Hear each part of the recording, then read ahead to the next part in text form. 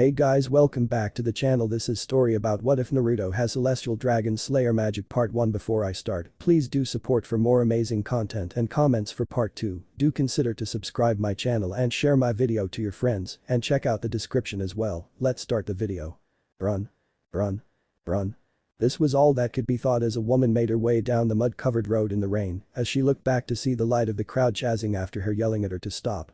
But she wouldn't listen. She had to keep going, for her sake, for her husband's sake, for her son's sake. She kept running until she saw a path going off the road and to the sacred cave that was forbidden to enter under any circumstances. Thinking that they wouldn't follow her there, she quickly took the path and ran uphill towards the cave.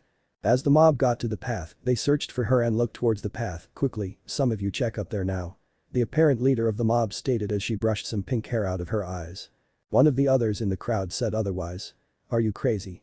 There's no way I am going up there, and beside not even she would dare go there in fear of losing that child of hers. She is as good as dead if she did go. The women couldn't find a problem wrong with the man's logic and just kept walking forward, determined to find that woman and her path to the good life. Meanwhile at the cave, the woman walked into the dark, damp space and leaned against the wall and tried to catch her breath. Seeing the woman more clearly, she had a slender but feminine build, fair skin, violet eyes, fiery red hair with strands that framed both sides of her face, and a black clip that parts her hair to the left, keeping it out of her eyes. She wore an outfit consisting of a high-collared, sleeveless blouse under a long, loose-fitting dress. The blouse was white while the dress was green. She also wore a wristband that was dark blue on her left wrist and simple sandals on her now muddy feet. In her arms was a small bundle wrapped in a blue blanket that was still as a rock, but if you could see more closely it was slowly rising up and down like it was breathing. She looked down to the bundle in her arms and had a small, weak smile on her face. In it was a little baby with blonde hair and some kind of whisker marks on the sides of his face. This was her son, Naruto. She held him closer to her chest as she remembered what those people were planning on doing with him and couldn't help but cry a little as she thought of how her village, the one she had lived in and trusted in, would try and do such a thing to both her and her husband. While this was going on, she never noticed a mark on her arm glow as she snuggled her baby into her arms. As she continued to hug her son for all that it was worth, a hand placed itself on her shoulder, making her instantly flinch in contact and pull a sword out of thin air, ready to protect her son from anyone. "Kushina, it's me." A masculine voice spoke as he put his hands up in defense. There was a fairly tall, fair-skinned man, bright blue eyes and spiky blonde hair that also had jaw-length bangs framing either side of his face, making him look very handsome. He wore a black long-sleeved top with 2 bands on each sleeve and a green zip-up vest over top. He also wore a slightly saggy pair of blue pants with blue sandals on his feet. He also wore some kind of short-sleeved coat with orange flames lining the bottom and the symbol for the wizard saints on the back. The woman, now named Kushina, just stared with wide eyes as tears started to form in her eyes. "Minato-kun." She yelled as she rushed into his arm, being careful not to hurt Naruto as she did. Minato just hugged his wife and son as Kushina cried her into his shoulder as he rubbed her back and whispered soothing words in her ear. When she finished crying, Kushina looked up towards Minato only to gasp a little as he looked like he hadn't slept in days and took in deep amounts of breath, but during all that he had a smile on his face as his 2 most precious people were safe and sound. "Minato, what happened to you?" Kushina said in a panic as Naruto started to wake and looked up towards both of his parents with curious blue eyes. "It seems that I messed up. I had no idea that the villagers would use poison-laced weapons and I got scratched. I am so sorry." Minato said as Naruto started to cry, almost knowing what was going to happen to his father.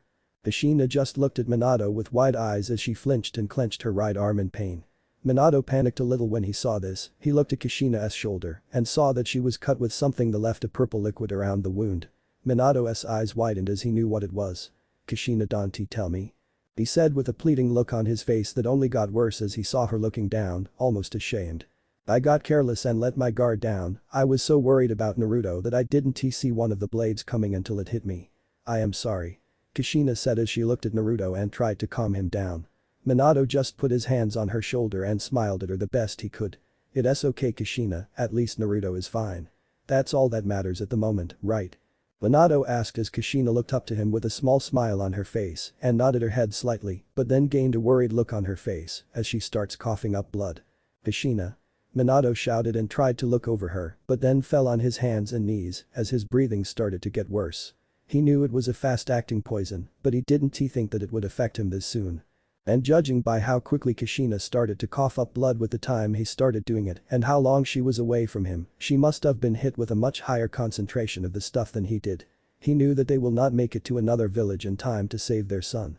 He knew that Kushina was thinking the same thing as she started to cry while holding Naruto closer to her and did the only he could, he hugged both of them for all it was worth and started crying. They cried for what seemed like hours as they lay on the floor before they looked like they were at the end. With the last of his strength, Minato grabbed both his and Kushina's hands and put them both on Naruto and channeled some of his magic into them. Kushina, I am going to put some of our magic inside of Naruto so that when he gets older, we will be able to see him when he gets rescued. But how will you know he will be rescued? Kushina whispered out as she began losing her strength. I have faith that someone will come along and save him, I am sure of it. Minato reassured her and finished the spell, but kept both of their hands on Naruto as he slept quietly. We want to see him for a while, so let us tell Naruto what we want to say to him. Kushina looked towards Minato with a little bit of happiness in her eyes at being able to see her son when he was older, but was saddened that it would take that long to see him. She moved on of her hands and rested it on Naruto's head as she spoke to him. Naruto, don't be a picky eater, eat a lot and grow big and strong. Make sure to bathe every day and stay warm, don't stay up late, get plenty of sleep plus make friends, you don't need tons, okay, just a few that you can really trust, and your mom was bad at this, but study hard and learn your magic, just everyone is good at some things and not so good at others, so even if things don't go well, don't get depressed. Okay. Make sure you respect your teachers and those senior to you, and be extra careful about loaning and borrowing money, make sure you save money from your mission pay, and don't start drinking until you reach 21, too much drink is bad for your body, so drink in moderation, and the most problematic girls. Minato smiled at this part and did a weak chuckle. I am a girl so I don't really know much about this, but at some point you'll notice girls, and that's normal, just be careful, don't fall for the first girl that comes your way, find someone like me. And don't be like your father who was as dense as a rock when it came to me and my feelings. Hey, and make sure to give me lots of grandbabies to spoil, huff huff Naruto, there'll be plenty of hard and painful time ahead, take care of yourself, make sure to have dreams and the confidence to make those dreams come true, so much there is so much sob, there really is so much more I want to tell you, I want to be with you longer. Kushina kept crying as Minato put his hand on top of hers and squeezed it gently. I love you. I am sorry Minato, I talk too much, Kushina started arguing as Minato cut her off. No, it's alright. Minato looked towards Naruto with tears in his eyes as he was about to say his first and final word to give to his son. Naruto, my words to you as your father is listen to your motor mouth mother. Minato had a warm smile on his face as he and his wife had tears rolling down their faces and hugged their son tightly between them before closing their eyes and drifting off into an endless slumber.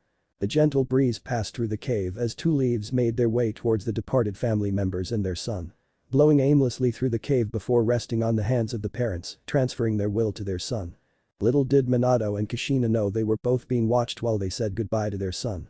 At the end of the cave was a large shrine composed of light stone, flanked by 4 small pillars with square sections, one sitting at each edge, being topped by a pair of vertically placed flat carved stones, with small geometrical parts jutting upwards on each summit. On the side nearest to the other stone, and a circular hole being generated by 2 carved semicircles on each stone's inner side. In the middle of the circles was a large rainbow-colored gem that looked like a lizard's eye that was currently shining towards the family too. How sad, no hatchling should be born and lose their parents on the same day, and 2 of the most caring and honorable humans I have seen in years. I can tell he will be a strong and noble mage in the future if his parents are anything to go by. I wonder. The eye then shone brighter and magical particles moved towards the family members and seemed to float around them for a few seconds before returning back. Yes, he will be the one. I will make sure that your boy lives, but you won't have to wait all those years to meet with him. The eye then glowed as bright as a star while white magic circle appeared below the family and a pillar of light engulfed all of them. As soon as it started it ended with the family nowhere in sight and the eye's light started to fade before it went out and left the cave dark and damp once again. Dragon Realm Meadow of Memories. Gold. That was the first thing that went through Minato's mind as he woke up lying in a grassy field that was covered in gold. Looking closer at the color he was shocked to see that the field wasn't covered in gold, but the grass itself was gold. Sitting up and rubbing his temples from a migraine he was having, he looked up and widened his eyes in shock at what he saw. The sky was the brightest blue he had ever seen and what seemed like the sun high in the sky, radiating a calm and warming aura that made his soul light up and feel relaxed. But what really made his eyes widen was the large chunks of earth floating around the sky with different climate zones on them and large mountains on almost every one of them. All in all it looked beautiful and a place that made him feel like he was in heaven. Just then Minato remembered everything, the village betraying them, being poisoned by his teacher and predecessor, running away from the village, being with Kushina and Naruto in a cave. Kushina. He shouted as he looked around everywhere for his wife and son, only to calm down a bit when he saw Kushina laying down on the ground, peacefully sleeping as she breathed in and out. Minato slowly made his way over to his wife and gently stroked her hair and whispered in her ear. Kushina dear, it's time to wake up. 5 more minutes Mina-kun. Kushina mumbled out as she turned away from Minato and snuggled more into the soft grass. Minato just sweat dropped at his wife's actions and started to nudge her awake. Kushina, now's not the time to be sleeping. You need to wake up. Kushina just moaned in disappointment and sat up and rubbed her eyes. Why did you have to wake me up Minato? I was having a lovely dream about you, me and Naruto. My baby, where's my baby? Kushina shouted and looked around frantically as she remembered what happened to them and panicked. I don't know Kushina, I just woke up now and I have no idea where we are. But I do remember us being poisoned, and Minato trailed off as he looked at the sad and watering eyes of his wife. No Kushina then started to break down crying and mumbling out her poor son and backstabbing villagers taking everything away from her. Minato just hugged her close to him as she gripped onto him for dear life and once again cried for her son's sake. They both stopped however when they felt a large pressure of magical energy weigh them down and a large shadow pass over them. As they looked up they saw something that made them curl back slightly on the ground and prepare their magic ink as they needed it. Flying high above them and getting lower by the second was a massive dragon that was slowly making its way towards them and flapping its wings, causing a powerful gust of wind that made both mages cover their eyes and brace themselves so as not to be sent flying backwards. When the dragon had finally landed they got a better look at it and started to sweat at the size of it. It was a western dragon with 4 legs and in silver white scales all over its body and wings that made them look like a rainbow of colors when the sun reflected off them. Its eyes were blue with slits in them and had golden horns on its head that was fashioned like it was wearing a crown with a diamond gem on its forehead. The creature folded its impressive wings up and looked towards the 2 mages in front of it. Welcome young mages, my name is Raijin, the first dragon, the supreme dragon king and the dragon god, and you are in the domain of all dragons and the place where dragons ascend when they die in your world. The dragon realm. The dragon said with a voice of nobility and pride. Feeling no hostility towards the dragon they slowly lowered their guard and stood up before the towering figure before them. Hello Raijin-sama, my name is Minato Namikaze and this is my wife Kushina Uzumaki. Both Minato and Kushina bowed towards the dragon and surprised them when he bowed back to them but continued anyway. I don't mean to be rude or anything, but why are we here? Raijin nodded before looking at both of them in the eyes and started explaining to them. Well Minato-san, the reason why you and your wife are both here is simple really, I saw both of you in the cave with your son and decided to help both of you with your son. As soon as the dragon said that both Minato and Kushina were wide-eyed and Kushina asked him. You know what happened to our son? She said in a hopeful voice as Raijin nodded and signaled for them to follow him. While they were walking Raijin decided to continue talking to them. I first saw Kushina-san in the cave rushing in with a bundle in her arms, now normally I would just send out a bit of my magical energy and scare away anyone who dares enter my old cave, but then I saw you crying and decided to listen to you and see what was happening. Imagine my surprise when I hear that both of you have been poisoned and were dying right in front of your child all at the hands of your own village, when I heard that I decided to see this for myself. He looked back to see that they were wide-eyed and had their jaws open enough to catch flies and other insects. When I got to your village I saw an old human saying something about their plan being ruined and some white-hair man claiming to be a super pervert or something, saying that he was going to take a squad out to hunt for both of you. The dragon raised a barely noticeable eyebrow when he saw both of them look murderous but carried on. I had enough of what was happening and went back to the cave. When I did I heard you Minato-san say that you were going to put both of your magic inside of the boy and say your final words to him. I saw how much you were willing to protect and care for your hatchling that I decided to honor your final wish and look after him. When the dragon finished talking Minato and Kushina were shocked to hear that a being as power as Raijin was willing to do all of this for them but still had one thought on their minds. Raijin-sama Kushina started as the dragon looked towards her. If that is the case, then why are we here? You said that you would be willing to look after our son, but what did you mean by that? She questioned as Raijin had a smile on his face that looked downright scary in Kushina and Minato's opinion.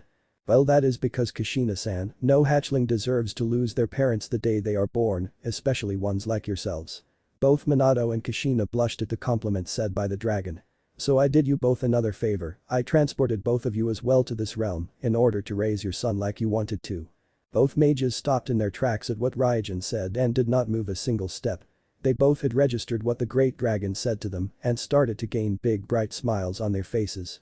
They could raise their son without any problems at all, no village holding them back, no nosy villages hoping to train or spoil their child, and no backstabbing traitors who would do who knows what in order to gain power for their greedy little hands. Just them and their little bundle of joy. They were so eager to see him that they immediately ran right past Ryujin and headed straight towards where they were heading. Ryujin meanwhile just blinked at the speed displayed by the two mages and just shook his head with a chuckle and walked faster in order to catch up with the pair. Dragon Realm Forest of Fate. The Forest of Fate, one of the most peaceful places in the Dragon Realm and the birthplace of many dragon hatchlings. This was the scene that Minato and Kushina walked into as they saw many baby dragons playing around with each and sending out different roars at each other that did a little destruction to the trees around them. As they came to a clearing in the middle of the forest, they saw a small group of baby dragons crowding around a small patch in the middle. When Minato and Kushina got closer, the hatchlings cleared a way for them and they had tears of happiness in their eyes at what lay in front of them. In a small bundle on top of a small pile of leaves was Naruto, sleeping peacefully as the baby dragon sniffed him and gave looks of curiosity at the new unknown creature that was in front of them. When they saw two other creatures coming towards them with the same scent as the small one in front of them, they moved away from it as Kushina stepped forward and picked Naruto up into her arms. Kushina hugged Naruto for all that it was worth and cried tears of joy at being able to hold her baby boy in her arms again and watch him grow up to be a man before her eyes. She felt a pair of arms wrap around her and Naruto and leaned into it as she knew that too was Minato joining in on the family moment. They stayed like this for a couple of moments before the baby dragon began to play around them and lick their feet, making the pair giggle at the dragon's playfulness. They played with them for a couple of minutes before Ryujin walked into the clearing with another dragon beside him. The dragon was another western dragon with red scales covering its whole body, with golden slitted eyes and horns on its head that looked like a crown with a ruby on its head just like Ryujin. Another difference was that the dragon was slightly smaller than Ryujin, but not that much, and had an aura around it that felt Kushina's when she was around Naruto, an aura of motherhood. Well, look at what we have here, these young hatchlings seem to have found some new people to play with.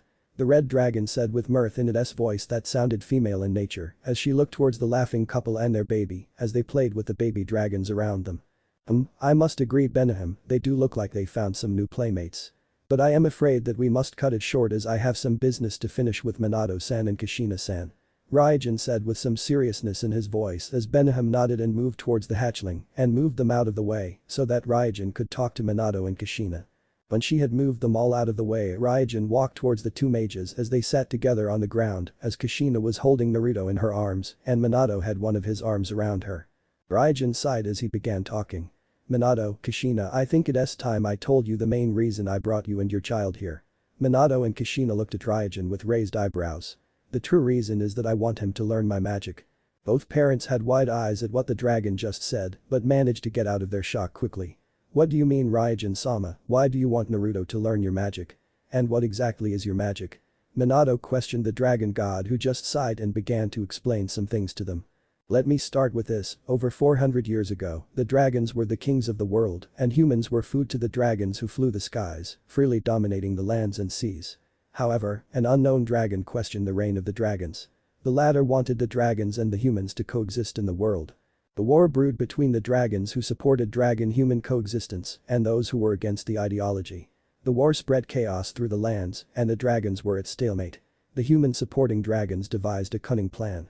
They provided some humans with magic that allowed them to slay dragons. This gave birth to the dragon slayers. These dragon slayers were feared throughout the world as monstrous mages with unknown capabilities and immense potential to become literal gods among normal humans. The plan proved to be very successful as the human-supporting dragons gained the upper hand in the war. However, they did not anticipate their fellow dragon slayers' next move. Corrupted by the immense power gifted unto them by the dragon slayers started to slay the dragons on their side. Minato and Kushina gasped at what the dragon slayers did to their own comrades, but they both knew that Ryujin was not finished yet. But there was one man among the dragon slayers who bathed in the blood of too many dragons.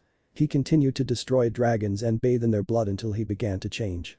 Minato didn't like where this story was heading and had a bad feeling about what Ryujin wanted to do with Naruto. His skin turned to scales, his teeth to fangs, his nails turned into claws, he transformed into a dragon himself.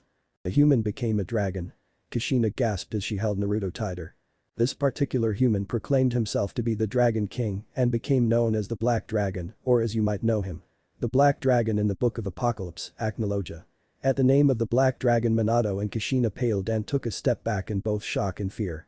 Acnologia was well known throughout Earthland as the bringer of death and destruction, as well as a name that struck fear into the hearts of even the four gods of Ishkar. They had no idea that monster had such a history and such power. It really worried them about what their son had to do with this story, but they had a pretty good idea of what it would be. "I can see by your faces you have an idea of what I want to do with your son," Raijin said as though it was a statement and not a question, to which Minato and Kushina nodded towards him. "I want him to be able to correct the mistake we dragons did in the past and defeat Acnologia as the first god dragon slayer," Raijin said proudly as he rose to his full height and spread his wings out to their full length. Minato and Kushina looked at the dragon with awe as the sun reflecting off of his scales from behind made him look godlike. Raijin then folded his wings back up and leaned down to be level with the two mages. "Of course I will need your permission in order to teach it to him, and he can also learn any magic you want to teach him as well. It's completely your choice." Minato and Kushina didn't know what to say. On one hand, their son could be one of the most powerful wizards alive and will definitely be strong enough to defend himself, especially from those traitors from their previous home. But on the other hand, he would have to go up against the most terrifying creature ever created and most likely have a battle to the death with it. Kushina was the first to speak up and try to find a way out. But we won't have enough time. He would need to be trained until he's an adult for him to even go up against one of the normal wizard saints with our magic alone. He won't be able to go up against a dragon as powerful as Acnologia. There's no need to worry about that, time is much slower here than in the real world. When he reaches his prime and is at the peak of his power, we can transport him back to Earthland and reverse his age so that he will look the proper age in the real world, depending on how much time has passed and any magic that he has learned, and his magical energy will remain the same as well. And my dragon slaying magic is more powerful than Acnologia's will ever be. Raijin reassured them as he gained a bored look on his face and leaned on one of his front legs like a human would. Kushina looked ready to argue with the dragon again but was stopped when Minato put a hand on her shoulder. "You have my permission to train him, Raijin-sama," Minato said as Kushina looked at him in shock. "This will be a good thing for him, Kushina. We don't know the full extent of Raijin-sama's dragon slaying magic, but we do know that it must be very powerful in order to kill a dragon. Plus if what he said is true, then we can watch Naruto grow up like we wanted to and make sure that he will become a strong mage just like us. What have we got to lose?" Kushina couldn't help but agree with Minato's logic but was still worried for Naruto's safety. She looked towards Raijin and said, "Will you promise me that Naruto will be fine when training with you?" Raijin just nodded at the couple and sat up straight. "So what is your answer, Kushina-san?" Raijin asked as he looked towards the protective mother and her child. Kushina looked at Naruto's sleeping form, then towards Raijin with a sigh. "I give you permission, Raijin-sama," Kushina said as Minato hugged her from behind and gave her a loving smile. Raijin just grinned at the couple and looked towards the sky with one thought in mind. This is going to be very interesting. Naruto Uzumaki Namikaze. Dragon Realm Frozen Peak. Damn you, Ryu-asan. Why did I have to train here this week? A 7-year-old Naruto thought as was currently as his parents would put it freezing his ass off in the highest and coldest mountain in all of the Dragon Realm. Ever since Minato and Kushina had accepted Raijin's offer to train their son in his secret dragon slaying magic, they had been preparing him for the day when he would harness and learn magic. When he reached the age of 5, his parents had made him do physical exercise in order for him to keep his body in shape and at peak condition. Over the years, Minato and Kushina had started teaching Naruto the basics of magic and different types of magic before they started teaching him their magic. Kushina taught Naruto the art of the sword and the types of magic she specialized in: requip, sword make and chain magic. Naruto excelled in sword make and chain magic as it was the natural magic used by his mother's family and was just starting to get requip down. So far he could teleport small daggers into his space and bring them out with ease, but still had trouble with swords and armors. His father trained him in how to sense magical energies and control his, as well as teaching him thought projection, the different kinds and uses of lacrima and his signature teleportation and energy make magic. He had started on the first step of his father's signature move by trying to rotate water inside balloon and making it pop using only his magic. Along with these, both Minato and Kushina taught him runes magic and all the subcategories under it. They were shocked to find that he soaked the lessons up like a sponge, which gave them smiles as that was their favorite magic to learn as kids. But when he turned 6, Raijin and his mate, Beniham, had started to teach Naruto their own types of Dragon Slayer magic. Raijin had taught Naruto his God Dragon Slayer magic and all the dragon slaying magic types that there were, except Crimson Dragon Slayer magic. Beniham was the queen of the Crimson Dragons and wanted to teach Naruto her magic without Raijin's teaching methods. Now back to why Naruto was on top of the coldest peak in the Dragon Realm. Since Raijin was teaching Naruto all the different types of Dragon Slayer magic, Naruto had to train in each of their respective environments, and this week happened to be when Raijin would teach Naruto Ice Dragon Slayer magic, so that meant that Naruto would have to train to get his body used to cold temperatures. And Raijin decided to leave Naruto in only his pants and the basics for the magic. It has been a week since Naruto had been dropped off by his torturer of a teacher and was waiting for Benihim to pick him up, but not before he finished his training. Despite the conditions that the dragon god left the poor boy in, he was extremely grateful for the dragon that the training wasn't a complete waste of time and energy. His body had gotten used to the cold and deadly weather on his third day on the peak and trained his ass off the rest of the days he had on the frozen nightmare training in the art of Ice Dragon Slayer magic with the caretaker that Raijin had dropped him off to. Heimerun Meru. The Eastern Ice-type dragon was great company for Naruto as he had learned to keep a cool head when in battle and to not overthink his actions or plans so much whenever they spared with each other. Whenever Naruto would use his Ice Dragon Slayer magic against Heimerun Meru, his hair would somehow turn white, like freshly fallen snow, and his skin would turn a little pale. They both waved this off as a side effect of the magic he was using. Before he left though, Heimerun Meru challenged Naruto to a fight in order to test out how far Naruto had progressed in the last week, and Naruto didn't disappoint him. The battle they had left a giant hole in the side of the mountain, but with all the snow and ice, it looked like just another part of the dangerous mountain waiting to claim another life. Naruto was brought out of his thoughts when he heard a wing beat in the distance and looked to see Benihim flying towards him with a small speck on her head. Channeling magic to his eyes so he could see better, Naruto smiled slightly despite the intense cold as he saw his mother Kushina riding atop of the Crimson Dragon's head looking desperately for him. When they got closer and spotted him shivering in the cold air, Kushina jumped off the Dragon Queen's head and with a powerful leap landed in front of her son as proceeded to hug the life back into him. "Oh my little baby boy. I missed you so much. You're not hurt, are you?" Kushina said frantically as she searched Naruto over for any bruising or frostbite. "And no Kai-san, I am fine. Just a little sea cold is all." Naruto tried to calm his mother down as she used her re-equip to summon a large thermal blanket and covered Naruto with it. "Come on sweetie, it's time to go home." Kushina rubbed his back as they made their way over to Benihim, who had just landed and was looking at Naruto with some worry in her eyes as well. Over the years of getting to know the young dragon slayer, she had grown attached to him like he was her own hatchling, and even though he wouldn't admit it, Raijin had thought so too. Benihim crouched down to let the mother and son duo climb onto of her back before taking off and flying back towards their home. Dragon Realm Meadow of Memories. Damn you Raijin-sama. Naruto was right, you are a torturer. Another Namikaze thought as he lay down in the middle of a newly formed crater taking an air like a sponge to water. Over the years of being in the Dragon Realm, both Minato and Kushina had lost their touch after looking after Naruto with the help of the Dragon God and his mate and had only just recently gotten into training again. One of the training schedules that they had made was if both dragon could help them by fighting against them. They had both regretted it ever since. Minato looked up towards the edge of the ditch and saw Raijin lying there with an amused look on his face that Minato glared at despite being in pain. Now Minato, if you do that long enough your face will stay that way." Raijin mock scolded Minato like a child as his glare increased until it looked like his eyes were glowing comically and he breathed out. I hate you." Raijin smiled towards the downed human as he sensed his mate's magical signature getting closer with two other ones on her and one had a cold feeling to it which made him smile even wider at that fact. He then looked towards Minato who was just starting to get his bearings back and told him in a bored tone. "You better look good Minato, your son's arriving and what would he think if he sees his father panting like a dog and his opponent hasn't even broken a sweat." Raijin smiled again as he saw the blonde-haired man glared at him again before getting up weakly and made his way up the hole. "Your argument is invalid, Raijin-sama.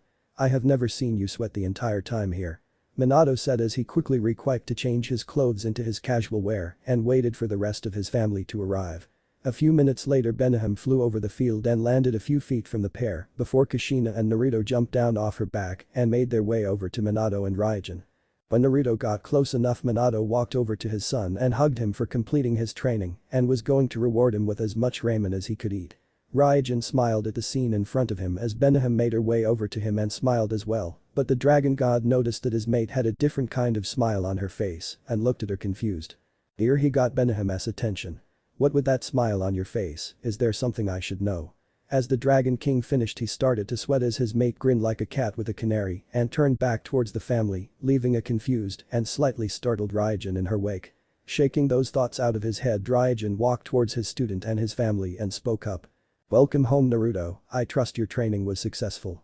Raijin's answer came in the form of a fist covered in ice descending upon his head and leaving a comical lump, courtesy of his young apprentice. "Yes, it was. In fact, Heimermaru-sensei said that with some more training I will surpass him in ice dragon magic in no time," Naruto said as Raijin glared comically at the boy before standing up and mumbling something under his breath about disrespectful students and stupid ice dragons. Standing up again, Raijin narrowed his eyes, which caught everyone's attention, and was startled a bit when they heard him let out a low growl. "Very back," he growled out as Naruto widened his eyes while Minato, Kushina and Benihim narrowed their eyes as they all knew who Raijin was talking about. A couple of years back, some of the humans who lived in Minato and Kushina's former village wandered into the cave and was not scared of the magical energy Raijin released and saw the altar. After they went back to the village, Raijin used his magic to create an orb of light to see what the villagers would do next. He was angered when he found out that they were going to move the altar into the middle of the village in order to gain some more tourists and try to harness the magical energy from the gem in the altar.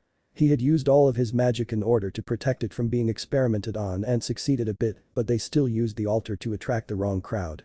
The humans in the village would often go up to the altar and pray to it like it was some kind of mystical object from heaven. Even some people from a place called the Zentopia Church came to see the altar and proclaimed that it was a religious artifact that must be protected at all costs.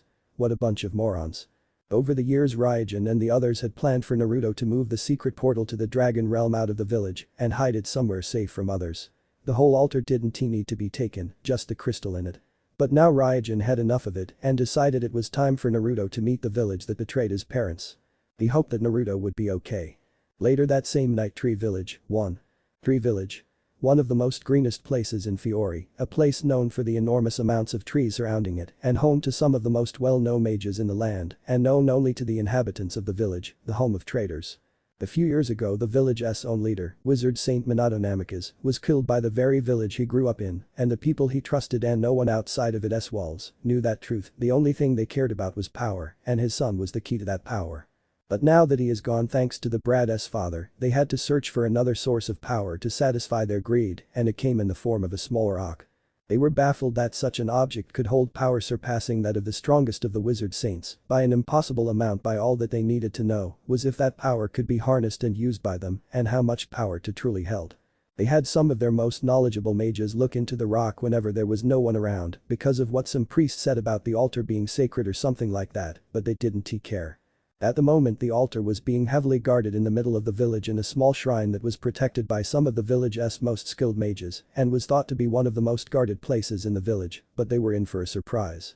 Inside of the shrine, at the far back where the altar was located, a bright light was seen for less than a second before dying down and revealing the form of a young child covered in black clothes with a hood covering the top half of his face and a mask for the lower half. He looked around with his blue-slitted eyes, seeing if the coast was clear, and let out a sigh of relief as he was right. Seeing that his trip was successful, he continued his plan and looked towards the rainbow stone in the altar before him and started chanting. As he did so, some writing appeared around the altar before it began to shine. He speed up his chanting until the writing finally disappeared and quickly went to work. He quickly stepped up to the altar and carefully took out the stone and held it in his hands for a second, admiring the beauty of it, before he felt a lot of magical signatures closing in on his location and cursed under his breath. A red magic circle appeared in his hands before the stone vanished, and he quickly took his leave. He appeared out of thin air a couple of buildings outside the shrine and ducked down into the nearest alleyway in order to avoid the numerous people overhead running towards the place he left from no too long ago. Quickly poking his head out of the alley, he saw that the street was clear and that there was no magical signatures in the area and started running. As he ran, he looked around the village and took in the sights. He couldn't believe that this was the place his parents grew up in and was betrayed by the very people in it. It was so beautiful, even if it was nighttime. As he was running, he never saw or sensed a person walk in the path in front of him and bumped into them. Rubbing his head in pain, he stiffened when he heard a voice ask him, "Hey Gaki, are you okay?" Swearing in his head, he looked up to see who it was. The person was a young female who was older than him with purple hair that was tied up to look like a pineapple and pupil-less brown eyes. She wore a short-sleeved burgundy t-shirt and khaki shorts, as well as knee-high mesh stockings, white wristbands, and black sandals. Shaking his head, Naruto replied, "Yeah, I am okay. I am just late getting home is all." He lied, hoping that the girl would buy it. "You shouldn't be out this late, you know, who knows what kind of creeps could be out this time of night." Yeah, I know, it's just that my friend invited me over to his house and we were playing games so much that I didn't see the time. My parents will be worried about me is all. Naruto said back as he felt a lot of magical signatures at the shrine. He needed to get out of there now. Really? Well then how about I escort you back then? The girl asked, which made Naruto get nervous for a split second before forcing a smile on his face. It's no problem, really. My house is just up around the corner, that's why I was running so fast.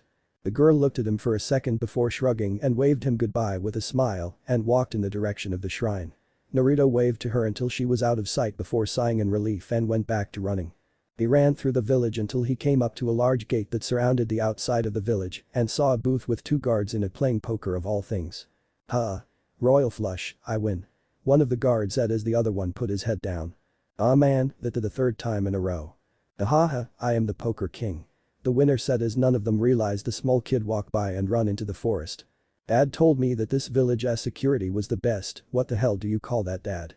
Naruto thought as he jumped from tree to tree and got farther away from the village and most importantly danger.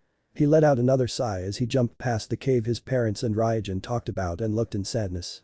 It was the place that his parents died and Raijin lived in and gave his parents a second chance at life and it was, technically, the place he grew up in. He was going to miss it. He made it a couple of miles out before he stopped in a clearing to rest a bit. His parents' physical training was paying off. When he first started he couldn't have been able to make it this far in that amount of time without passing out of throwing up or both. He would have continued on with his thoughts, but he then felt his something wrap around his arms and torso and squeeze tightly. He struggled against the binding only to hear them hiss at him. Looking down he saw that there were 4 snakes tying him up and looked at them confused. He felt them slowly draining his magic every time he struggled and knew that it would only get worse if he continued, so he stopped moving and calmed down. That's a good idea, you know. Looking towards the forest Naruto saw the same purple-haired girl from the village earlier coming out of the foliage and smirking at him. You either knew that they drained your magic the more you move or they were too tight for you, she finished in a sing-along voice that sent shivers up Naruto's spine for some reason. Dad said that women were a mystery to him, now I know what he means.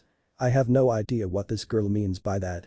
An innocent Naruto thought as the snakes around him got tighter as the girl moved closer towards him with a dangerous smile on her face. Now I will only ask this once, she said as she leaned closer to him and spoke in his ear. Why did you take the stone? Naruto, knowing that this girl was onto him, played the idiot and asked. What stone? The girl's mouth twitched for a second before looking him in the face and spoke in a voice that should never be heard. You know, the one that you stole from the village shrine and was the reason you were running through the streets. Naruto opened his mouth to speak, but the girl beat him to it. I followed you after I left, you know. I saw you go turn the corner and then another until you made it to the gate and freaking walked past the 2 dummies working there and run into the forest. Naruto started to sweat as he looked into the eyes of the girl and shivered as she licked her tongue across his covered whiskered cheek and smiled at him. When a person sees that after a person says that their home is right around the corner, it makes you wonder about them. Naruto looked at the girl and his mind was racing at a mile a second, think of what on earth land to do. He could easily burn the snakes around him and in the process shocking the girl long enough for him to teleport him out of there. He could also use his shadow dragon slaying magic to turn into a shadow and get out of there in the cover of the night. But, amongst all of his thoughts he asked her one question. Why do you want the stone back? The girl was caught off guard by the question and looked at him strangely before answering him. I don't give a damn about that piece of earth. Now it was Naruto's turn to look at her strangely. That thing took away the only person I thought of as a mother I ever had. It's that village that wants it, not me. She finished as Naruto saw her clenching her hands tight enough for blood to be seen. Naruto raised an eyebrow as her story and decided to hear what else she had to say about it as he tried to find a way out of the snakes without her noticing. I was out of the village all those years ago, so I don't know what exactly happened to her. All that Sarutobi, the leader of our village and guild master to the wizard guild in it, said was that she and her lover tried fraud against a strong mage who kidnapped her and used her as a bargaining chip for the village's secrets. The lover wouldn't allow for that to happen, so he teleported all of them to a cave that was forbidden at that time to enter, because anyone who dared enter it died. Naruto narrowed his eyes at the obvious lie, but decided to hear her out as the story sounded somehow familiar to him. He said when he made it there he only found their clothes outside the cave and no signs of anyone leaving the area. When I found out she had died I was so sad, she was one of the only people who cared for me, she thought of me like her daughter, she helped me through my depression, she trailed off as tears came into her eyes, then she looked at him with an angry expression. And it's all thanks to that stupid rock. I wanted so badly to destroy it or seal it away so it could never do that to anyone again, but those stupid villager thought that it could give them power. The power they needed. The power they said they deserved. Who thinks that? The girl was now red in the face with anger and tried to calm herself down with deep breaths. While she was doing that, she didn't see Naruto looking at her with wide eyes. What's even worse was that she was pregnant. That made Naruto's eyes almost pop out of his head. I could have been an older sister by now. I would have been called Nisan. Naruto couldn't believe what he was hearing. She couldn't be talking about his parents, could she? Excuse me, Naruto said, gaining her attention. You wouldn't happen to be talking about Minato Namikaze and Kushina Uzumaki, would you? As soon as he finished speaking, the girl picked him up by the collar and was brought inches away from her face as she had an angered and dark look on it. How do you know that? She said in a dangerous voice as Naruto started to sweat. My village had heard some rumors around his disappearance. There were also some about being seen with a pregnant red-haired woman all the time and acting like really happy around her. We only found out recently what her name was. Naruto finished as the purple-haired girl glared at him and didn't let up until she threw him onto the ground with a lot of force. He slowly got back up only to find a very sharp and pointy katana-type sword in front of his face and had some type of liquid on it from his time training with Yamada-sensei, the king of the poison dragons, too. He could tell it was a heavy concentrated amount of poison in the blade for just a small amount. Man, even if I am immune to most, if not all poison, something new introduced into my system will take a long time to analyze and create antibodies for. I need to get out of here now. Naruto thought frantically and he prepared his magic to escape as he saw the girl raise the sword high in the air. From the sound of it, there must be some spies in the village if I am correct. Don't worry, when I am done with you and take that damn stone back to the old monkey, we will deal with the informants in the village as soon as possible. She held the sword with both hands and raised it above her head execution style before she brought it down as it glistened in the moonlight. Die. She brought her sword down with a powerful slash but stopped near the ground as she hit nothing. Blinking a few times, she looked down to see the snakes she used to bind the brat slither up to her with what looked like confused looks on their faces and hisses as well. Growing angry at the thought of losing the brat, she ordered the snakes to look for him as she sent for backup. While she was doing that, a shadow moved quickly through the clearing and into the dark forest ahead. Not being spotted by the dangerous girl, the shadow let out a sigh of relief before it turned into the form of Naruto and kept moving. He momentarily winced and moved his hand to the left side of his neck and ran one of his fingers along a newly made cut. He battered himself for not escaping from the girl sooner but had bigger problem on his mind. His vision was starting to get blurry. He knew the poison was fast-acting because of the concentration, but he didn't think it was this fast. His father told him about the village using the same type of poison when they betrayed him and his mother and now knew how they felt. He had to find shelter and get to the dragon realm as soon as he could. He couldn't protect himself from anyone when his body would start to accept the poison in his system. He had to be fast. Kushina was worried. It had been a while since her son had left the dragon realm and went to that cursed village she once called a home. She was worried what would happen to him if someone found out who he was and what they might do to him when they did. She didn't want to think about any of it. She paced around in the meadow of memories, the place where she and Minato first woke up and where they built their house, while Minato, Raijin and Benihim tried to calm her down. They were interrupted by a blinding light that appeared in the middle of the meadow for a second and revealed it to be Naruto as he fell on the ground. As his parents and teachers got closer to him, they got worried when they saw him sweating and breathing deeply and his body convulsed every few seconds. Kushina started to check him over while Minato placed his hand on his son's forehead and applied magic to it. He has a high fever, very high. And his body is working overtime on something, but I can't explain what. Minato said as he took his hand off Naruto's forehead and helped his wife check over their son. Hearing Kushina gasp, Minato looked at where Kushina was looking at and saw a small cut on his neck, not too deep so that he would bleed out but deep enough for something to enter the bloodstream, and looking at the liquid around the cut, he assumed that something did indeed enter his bloodstream and was affecting him. Raijin-sama, do you know what's happening to Naruto? Minato asked as Raijin moved closer and lowered his head. The gem in the center of the forehead glowed for a second and the dragon god's eyes widened before straightening up. His white blood cells are working overtime to counteract a new poison that has been introduced into his blood. I can also feel his poison dragon magic being used as well. There's nothing we can do but wait. Raijin said dejectedly as the rest of the group looked at Naruto and prayed for his safety. Later that night, Naruto woke up and found himself tucked up in his bed with something wet on his forehead. Lifting the covers off of him, Naruto moved his hand to his head and felt that a cloth was the source of the wetness he felt and took it off his head. Standing up, Naruto walked out of his room and into the family lounge. As he walked in he saw his Minato sitting on one of the couches in the living room, reading a book titled Lost Magics in the World, while he heard his mother in the kitchen, most likely making dinner. "Hey Toussaint." Naruto greeted his dad. Minato looked up from the book he was reading and smiled towards his son. "Hey son, how are you doing?" Minato asked as he walked towards his son. "I am fine, just a little lightheaded." Naruto replied as he and Minato made their way into the kitchen. As soon as they were in the kitchen Kushina turned to greet her husband but stopped when she saw her son and rushed over to him, which she then proceeded to hug him back into unconsciousness. After finally letting him go Minato and Kushina sat him down and asked him if he was okay and what happened to him. Naruto proceeded to tell them about his run around the village and running to a purple-haired girl on the street before leaving and making his dad sweat drop about the village as security and how the same girl followed him out of the village and the story that she told him and how he escaped. When he was finished both of his parents were wide-eyed and raised an eyebrow at them. "Ah-chan, Toussaint. What's wrong?" "Naruto, what did you say about the magic this girl used?" Minato asked his son as Kushina looked like she was about to cry. "Well, she used some kind of magic that I guess summoned snakes to help her. And she might have used Requip to summon her sword as well." Naruto answered before he say his mother start to cry. "Ka-chan, are you okay?" "Those bastards," Kushina said quietly but Naruto and Minato still heard her. Naruto was slightly taken back as he never heard his mother swear like that before. Naruto looked towards his dad for an answer as Minato sighed and sat next to Kushina and tried to help her out. "Naruto, as you know before our former village betrayed me and your mother we had a normal life with our friends and family." Naruto nodded as he had heard before about how his parents were friendly with everyone in the village and view some of them as family. "Well, some of those family members we saw in both of our students and one of them was a girl called Anko, she is most likely the girl that you described to us just now." Minato said sadly as Naruto widened his eyes. "Wait, that girl was your student?" Naruto shouted. "She was one of mine." Kushina said she leaned into Minato's shoulder.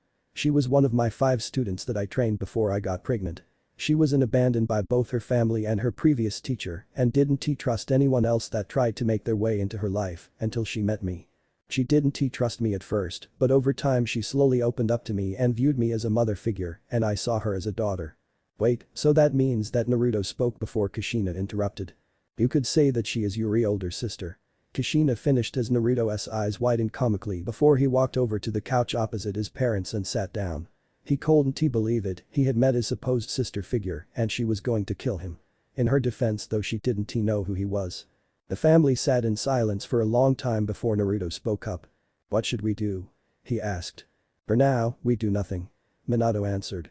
"Me and Kushina can leave this realm since we will have no physical bodies there and because we are technically dead and you can just go back to the village talk to her either. So we do nothing and just wait until you see her again. If you ever see her again." Minato finished as Kushina and Naruto nodded in agreement. Well, if anything, meeting Anko was helpful in some ways. It proves that not everyone in the village knows what really happened and that we might be able to trust some people in it if we can convince them of who I really am and what really happened. Minato and Kushina thought about what Naruto had said and thought that he was right. "Not only that, but I also need to up my training with all of you since I couldn't sense her following me and she managed to surprise me with her magic as well. It proves that I still have a long way to go." Naruto finished as his parent looked at him with pride, knowing that Naruto knew he had weaknesses and that he knew what they were. They both knew that in order for a person to become a powerful mage, you must first know your weaknesses and train to try and overcome them. Minato smiled before he stood up and walked up to his son and put a hand on his shoulder. "Well then, if you want to become stronger as your father I will do whatever I can to help." Minato said as Kushina smiled and walked over to her son too. "And as your mother it is my duty to make sure that my baby is big and strong." Achan Naruto whined as his parents laughed at their son's embarrassment and made a silent promise to themselves to make sure that Naruto would be the strongest mage that there is. Dragon Realm Boiling Lake 10 years later. Boiling Lake, one of the most relaxing places in the whole Dragon Realm. Floating on one of the many islands in the realm, the Boiling Lake is located in the middle of a seemingly lifeless island with multiple natural hot springs on the outer perimeters of the island that many dragons would often occupy in their free time and 3 humans as well. But this was not the scene at this present moment. In the middle of the 100-degree lake was a large chunk of land that was currently occupied by one of the 3 humans living in the realm. The human was currently meditating as the steam from the water below him rose into the sky and helped calm his senses. Naruto was now a 17-year-old looking teen with his usual spiky blonde hair dipping slightly from all the water vapor in the air and his face looking like all of his baby fat was gone and has whisker marks on his cheeks, giving him a feral appearance. He was currently wearing a long-sleeved white shirt with a golden bordered collar and matching colored pants. On his feet he wore a pair of black boots. He wears white arm guards with golden dragon head designs on them and white shin guards as well. Naruto was meditating peacefully before he heard a noise in the air above him and slowly opened both of his eyes. Looking up, Naruto narrowed his eyes slightly as he saw a shadow pass through the steam overhead and stood up. Naruto shifted his eyes around as he heard something move in the air around him and decided to clear his vision. Sky Dragon's wing attack. Whirlwinds of air formed around Naruto's arms before he moved them around in a circular motion and cleared away all the steam around him, but he still didn't see a thing. He couldn't use his sense of smell because of all the moisture in the air, and whatever was moving was going too fast for his advanced hearing to pinpoint, and he couldn't sense its magical energy either. Naruto started walking around and kept his calm as he looked towards a nearby ridge and smiled. Sitting atop of the ridge were Naruto's parents and foster parents, and they all looked at him with small smiles on their faces and wishing him luck for the task ahead. Ever since that day 10 years ago, Naruto had been doing non-stop training in order for him to get stronger and prove himself of being a true dragon slayer and mage. He had trained in every dragon slaying art there was and has mastered most of them to the point where it would be like he was in Dragon 4 state for each respective element, and he had succeeded in entering each Dragon 4 state, even if it was for a limited time. Naruto also excelled at using both of his parents' magics as well. He had mastered his mother's sword make magic and chain magic to the point where he created countless amounts of swords and chains with little to no effort in the quickest amount of time. He had also mastered requip so that he could send and receive swords, armors and other objects into his own personal space with ease and use them in battle. He also made some armors to use with the help of his mother and some of the dragons as well. His father's energy make magic and teleportation magic were like second nature for Naruto to use and his primary magic to use in a fight against both of his parents and any mages he would come across when he traveled to Earthland to gain experience or money and had also helped upgrading them and creating new spells together with him. Minato also taught him a type of cloning magic called replication. It has the ability to evenly distribute the user's magic to create solid clones of the original and giving each clone an equal fraction of the user's overall power. It also allowed the user to gain any of the experiences that the clones have, which helped Naruto excel his training to a whole new level when he had mastered it. But what Naruto was really proud of is the fact that his abilities in runes magic are at the same level as his parents, and he couldn't be happier. After years of his parents drilling theorems and uses of runes into his head, he was finally able to stand by his parents' side and call himself a rune master just like them. With all of Naruto's training, Kushina and Minato thank Raijin enough for giving Naruto the opportunity to learn his magic and grow into a strong man before them, even if it meant destroying the most dangerous creature on the planet, they were happy. Although at this very moment they looked at their son with some worry as he moved across the only piece of land in the middle of a boiling lake looking out for his enemy. Even though Naruto had learnt every type of dragon slayer magic, there was he yet to be called a master of that art until he had beat each and every dragon that trained him in an official fight, and now was one of those times as Naruto was going face to face with a dragon at this very moment. Naruto looked around the lake and narrowed his eyes as he heard the sound of splashing water behind him and turned around to see nothing. Naruto relaxed a little bit and released a sigh as he battered himself for being too paranoid, but he stopped when he felt something drip onto his head and looked up. Naruto widened his eyes as he saw his opponent looking down at him with a neutral look on his face and glowing blue-green eyes. His opponent in question was a white-scaled western-type dragon with a long snout and has two pointed long horns and two shorter horns in front. Naruto chuckled nervously as he waved to the dragon. Hey Kakum-sensei, so that's where you are. Naruto said sarcastically as the dragon made no response other than raising one of its claws in the air and slammed it down. Naruto quickly moved out of the way before the claw could hit him and watched with wide eyes as the ground he was previously standing on was reduced to nothing but dust. He landed on what remained of the ground and turned around to the dragon and opened his mouth as steam slowly made its way out. Steam Dragon's roar. A stream of condensed steam erupted from Naruto's mouth and quickly made its way towards the large dragon, who did nothing but stand there and take the attack full on. As the steam cleared away, Naruto saw that Kakum was still standing there as if nothing happened and let out a small growl. Why doesn't my steam affect you? I did everything right, so why don't you look all the bit weakened? Naruto asked in frustration. It is because you have only attacked me once. The test has just started, Naruto, remember you need to assess your enemy for any weaknesses they may have and exploit it. Kakum said as he looked towards his student, who had started to calm down and looked towards him with calculative eyes. After a brief stare-off between master and student, Naruto ran towards the steam dragon and raised his hand up high. Steam Dragon's eruption fist. Naruto punched the air and released a giant high-speed steam blast in the shape of a fist straight toward Kakum, who dodged the attack and dived into the boiling water below them. Naruto stopped running and looked towards where Kakum had jumped in and dove straight in after the dragon. Up on the cliff above, Kushina looked on as the battle went underwater and decided to ask a question that had been bothering her. "Excuse me, Raijin-sama, how exactly is this Steam Dragon Slayer magic helpful?" Raijin looked at Kushina and saw that she was confused about how useful this magic was to anyone and answered her. "Well, Kushina-san, it might not look that way, but, in terms of physical strength, only two other types of dragon magic can rival my own strength, Steam Dragon magic is one of them." Raijin said as Kushina looked at the dragon god with wide eyes, while Minato had a questioning look on his face. As you know, different dragons have different styles of fighting and different ways to use their magic as well.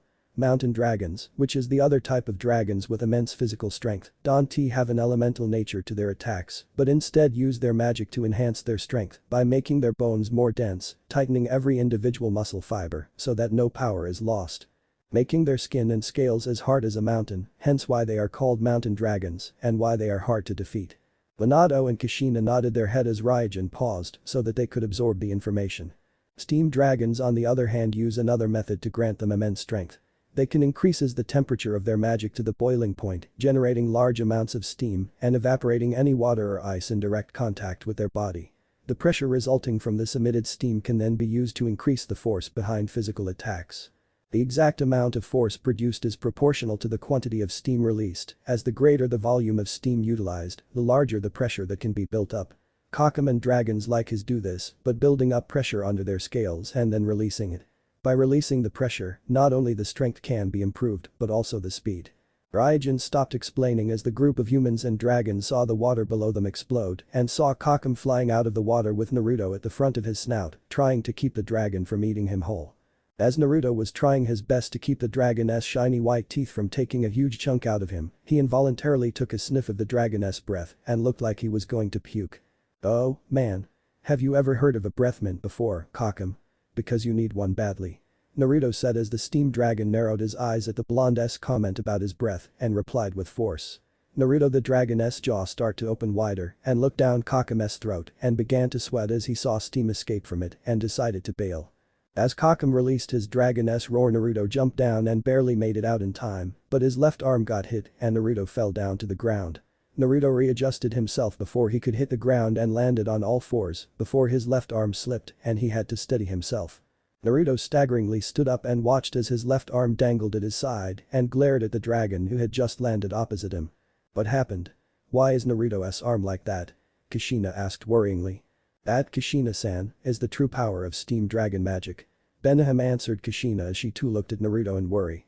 "Normally steam would help relax the body and open the pores on your skin. This magic takes that to the extreme as it relaxes all the muscles in the body and leave the opponent open for an attack, and it has a special property that allows the steam to relax the hold on a person's magic and release it into the air." Beniham explained. "Relax the hold on a person's magic, what does that mean?" Minato asked as he continued to watch Naruto clash with the dragon below. "Think of it like this, inside of every person, dragon, monster and everything else, there is magic that is contained inside of body that is always tense and only relaxes when a person uses magic, kind of like how the heart pumps blood around the body and the valves open and shut on its own." Beniham stopped and let the human couple absorb the information. "Well, that valve is always shut until magic is needed by the person. What this magic does is that when the steam is absorbed into the skin, it can make its way towards that body and relaxes it, while at the same time opening these valves and releasing the person's magic without their knowledge." "I see," Minato spoke up. "So that means that they will gradually get weaker as the fight progresses. And the longer that person keeps fighting, the more magical energy they will lose." Beniham nodded at Minato's explanation and went back to watching the fight. Naruto vs Kakum. Naruto skidded back on the ground as he took a hit from Kakum's steam-enhanced tail and painted slightly. Fighting against a dragon as strong and as skilled as Kakum is no easy task, but he was nothing compared to Raijin. Kakum decided that he had enough of playing around with Naruto and wanted to see how much he had truly progressed in his magic. Kakum rose to his full height, gaining the attention of Naruto and the spectators, and released some steam from behind his scales before raising one of his claws high in the air. Naruto watched as steam started to surround the dragon's fist and brought it down with a roar. Naruto stumbled as the rest of the ground around him started to crack before he was sent flying as the ground crumbled and steam from beneath it sent the chunks into the air as well. Naruto carefully balanced himself on the piece of earth he was standing on before he started jumping on pieces of earth that floated by and made his way towards the edge of the lake. Before he could make it though, Kakum flew up to Naruto and smacked him with his steam-powered tail and sent him flying into the water. "Come on Naruto, I know you're not dead yet. Come on out." Kakum shouted out to his student. Meanwhile underwater, Naruto could be seen sitting on the bottom of the boiling lake while holding his dead arm while trying to think of a way to injure his teacher. After thinking it over for a minute, Naruto sighed and readied himself for what was to come. Naruto closed his eyes and let both arms hang off to his side as he started to gather Eternono from the water around him. Above the lake, the group of spectators look at the lake in worry as Naruto had no resurfaced in a while and was about to go down and see if he was okay until they felt an enormous source of magical energy coming from the lake. Looking down, they all saw the water start to slowly push away until they revealed Naruto's form as his body generated enormous amounts of steam and a wide aura surrounded his form. "Steam drive," Naruto whispered as more steam was produced from his body and pushed back the water some more. "Steam drive, huh?" Kakum thought as he looked at Naruto's form. "So he's planning to enter Dragon 4 state soon. Show me what you got, Naruto." Kakum watched as Naruto looked at his left arm and grabbed it and steam covered it for a moment before dissipating. Naruto then flexed his arm a few times, showing that it had completely healed and looked towards Kakum with a grin that slightly scared him. "I hope you're ready Kakum-sensei, because I am going all out from now on." Naruto shouted as he took a step forward and disappeared from sight. Kakum looked all around to try and find his blonde-haired student when he heard a noise from behind him, turned around to see Naruto crouching down on the cliffside. Naruto launched off of the cliffside and shrouded himself in steam before he collided head-first with Kakum. "Steam Dragon S Hornbuster." Kakum got launched back from the force of the hit and collided with the cliffside. As the dragon got up, he saw his student running towards him, jumping across the lake on the pieces of earth that remained from his earlier attack. Kakum raised his head up high and released another roar towards Naruto as the blonde responded by releasing his own straight at the dragon.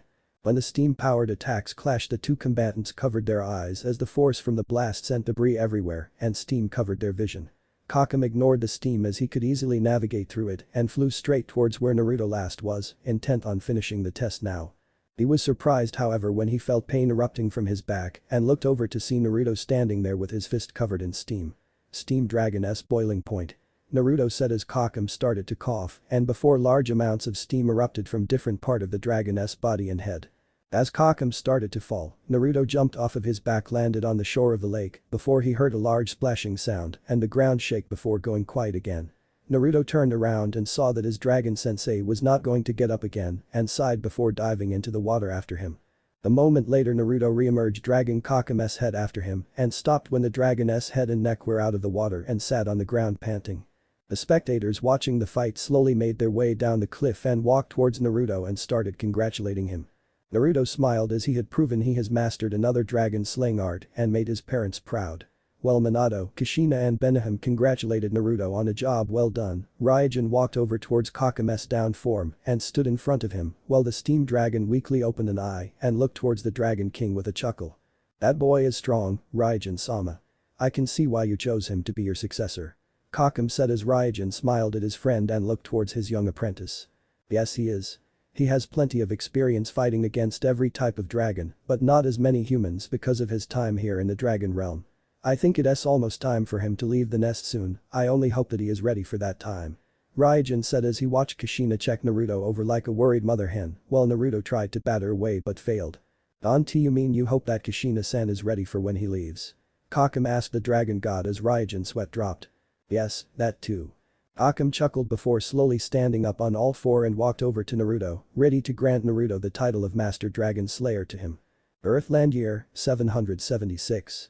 It had been a week since Naruto had fought against Kakum and the dragon had made Naruto a Master Steam Dragon Slayer and the blonde boy couldn't be any happier. Right now however Naruto, after reverting into his 12-year-old form and putting on a white cloak and headband with a metal forehead protector, was now walking down a dirt track towards a small town in the countryside to answer a mission request.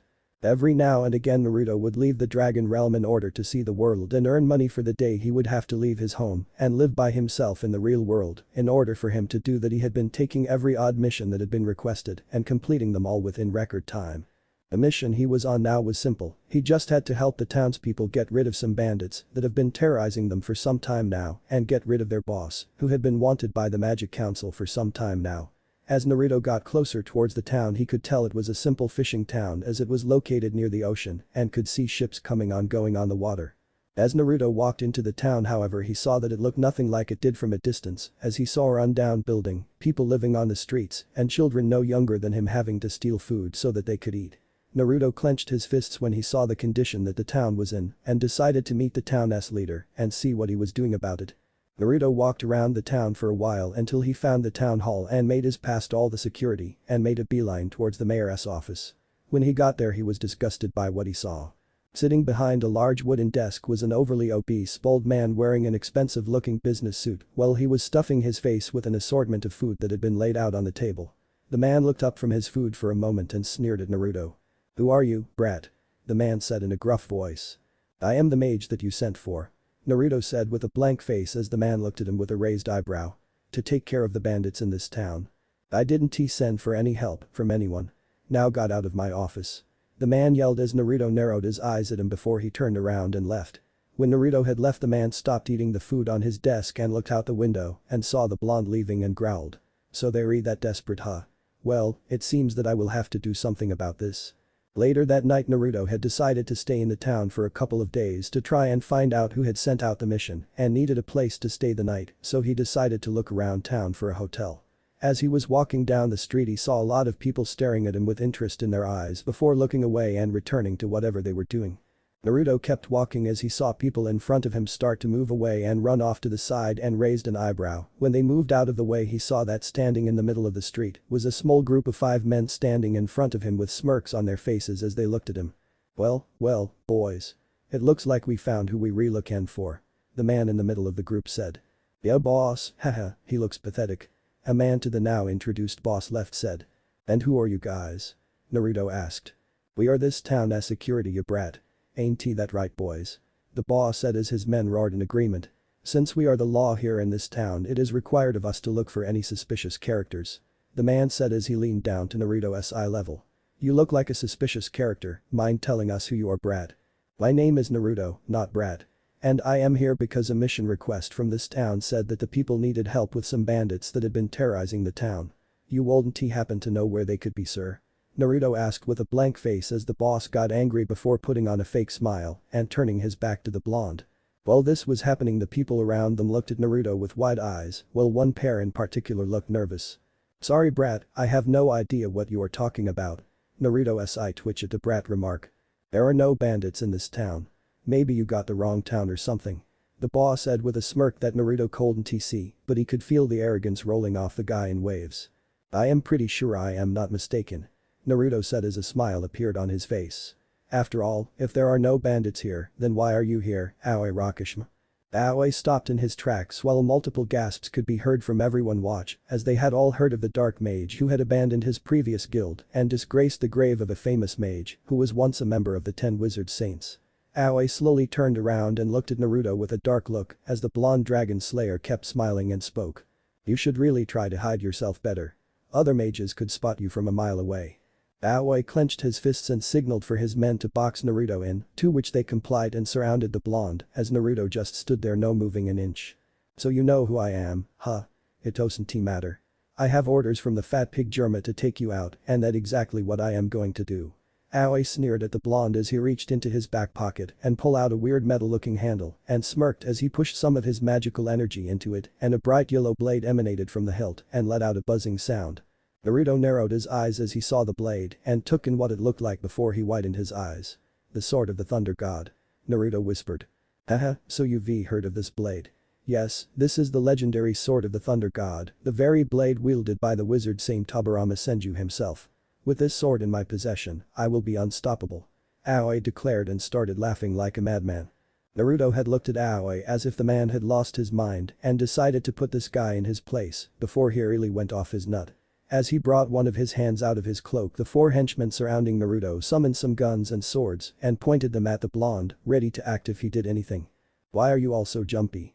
"I am just stretching my arm," Naruto said with a laid-back look on his face as Aoi walked up to him and pointed the blade at his throat. "You and I both know that that's not true. I know that you are a mage, I don't know what kind of magic that you use and I don't intend to find out," Aoi said as he raised the sword above his head and brought it down towards Naruto's head. Clang. Everyone looked wide-eyed as they all saw Aoi's strike being blocked by a blade that had appeared out of nowhere and was currently being held in Naruto's mouth as the blonde smirked. "What's the matter, you look surprised?" Naruto commented on Aoi's shocked look. "Did you really think that just because you hold in your hands one of the most powerful swords in the land that you would be unstoppable? How pathetic." Aoi got out of his previous shock and jumped back from the blonde and glared at him. "You think you're a tough guy, huh? Kill him. I want this street stained with his blood." The henchmen quickly shook off their initial shock and complied to their boss' order and raised their weapons at the blonde, ready to end his life. Before they could do anything, however, a golden magic circle appeared in front of Naruto's outstretched hand and 4 golden chain with grappling hooks on them shoot out of it and made their way towards the henchmen and grabbed hold of their arms. Naruto smirked as he felt each grapple grab a hold of each of the gang members and pull the chain and lifted them into the sky. Aoi looked at what the blonde did and got angry before he started charging at him with his sword raised and let out a battle cry. Naruto saw the pathetic attempt to attack him and swung the chains around, effectively moving the 4 human wrecking balls and smashing them into Aoi, who joined them as Naruto flicked his wrist and made another chain that attached itself to the arm holding the Thunder God's sword. Naruto lifted his arm up in the air as the chains and humans followed and let them hover there for a minute before Naruto swung them down, causing the 5 men to plummet before hitting the pavement hard. Naruto watched as dust rose up from the point of impact and cancelled his magic, making the chains disappear. Naruto took a step forward and noticed that his foot hit something and looked down to see the sword of the Thunder Goddess handle and picked it up. Putting the sword away for later, Naruto continued to walk towards the newly created crater and looked down to see the knocked out forms of the gang as they twitched every so often and arcs of electricity pulsed across them, most likely from the Thunder God's sword. The people on the street on the other hand were shocked at what just happened. The gang that had been terrorizing their town for the last couple of years were defeated right before their eyes. And by a child no less. After the townspeople got over their shock, they broke out into cheers, saying that they were free. Naruto looked at them in confusion before some of them ran up to him and started thanking him. "Come on people, give the boy some room," a voice from the crowd said as they were about to crowd around Naruto and the blonde saw a man walking towards him. He had short spiky black hair and black eyes. He had a small white rope tied around his head, which was tied on the right side of his head, and a small X-shaped scar on his chin. He wore a black t-shirt that had a white outline and a white pair of pants. He also had scars on his arms. "Thank you for helping us, my name is Kaiza." The man introduced himself as Naruto nodded to him. "No problem, but why are you thanking me?" "I should explain. I heard those men talking about you being sent here to deal with a bandit problem, yes?" Kaiza asked as Naruto nodded. "Well, the truth is that I sent the request for help." "You sent it?" Naruto asked. "Yes, you see, these men along with another came into this town 2 years ago and started to cause trouble and destroy our houses and marketplaces. We tried to stop them ourselves, but we didn't know they were mages at the time and they paid the price. Many were wounded, but worst thing they did was put 10 people in the hospital and they are still there with broken legs and arms. After that they took one of them and killed him right in front of the whole town. They told us that the same would happen to us if we told anyone what was happening here, and we all kept our mouths shut in fear that not only our lives but the lives of our families and loved ones would be in danger." Kaiza explained as Naruto clenched his fists under his cloak and his pupils began to become slitted. "A couple of days ago I saw a couple of the mayor's men talking on the docks about enslaving our people in his cellar and I had enough of it. I sent out the request in hopes that a strong group of mages would help us with that problem and now you're here. So will you help us?" Kaiza asked as the crowd became silent and looked toward the blonde mage for an answer. Naruto stood there quietly as his eyes were covered by his bangs before he looked up towards the townspeople with a determined look in his eye. "You don't even have to ask," Naruto said calmly as the crowd cheered once again and Kaiza nodded towards Naruto as they both started to walk towards the town hall, intent on ending the town's suffering once and for all. "What do you mean they failed?" The fat mayor no as Germa shouted at his assistant, who was currently wearing a typical maid outfit and was shaking at the sight of the angered man in front of her. "There's no way that they could lose against a brat like that. Major not. But that what our reports Ajur ahhh. The girl screamed as her was backhanded by Germa, who had a furious look on his face. "Quiet you bitch.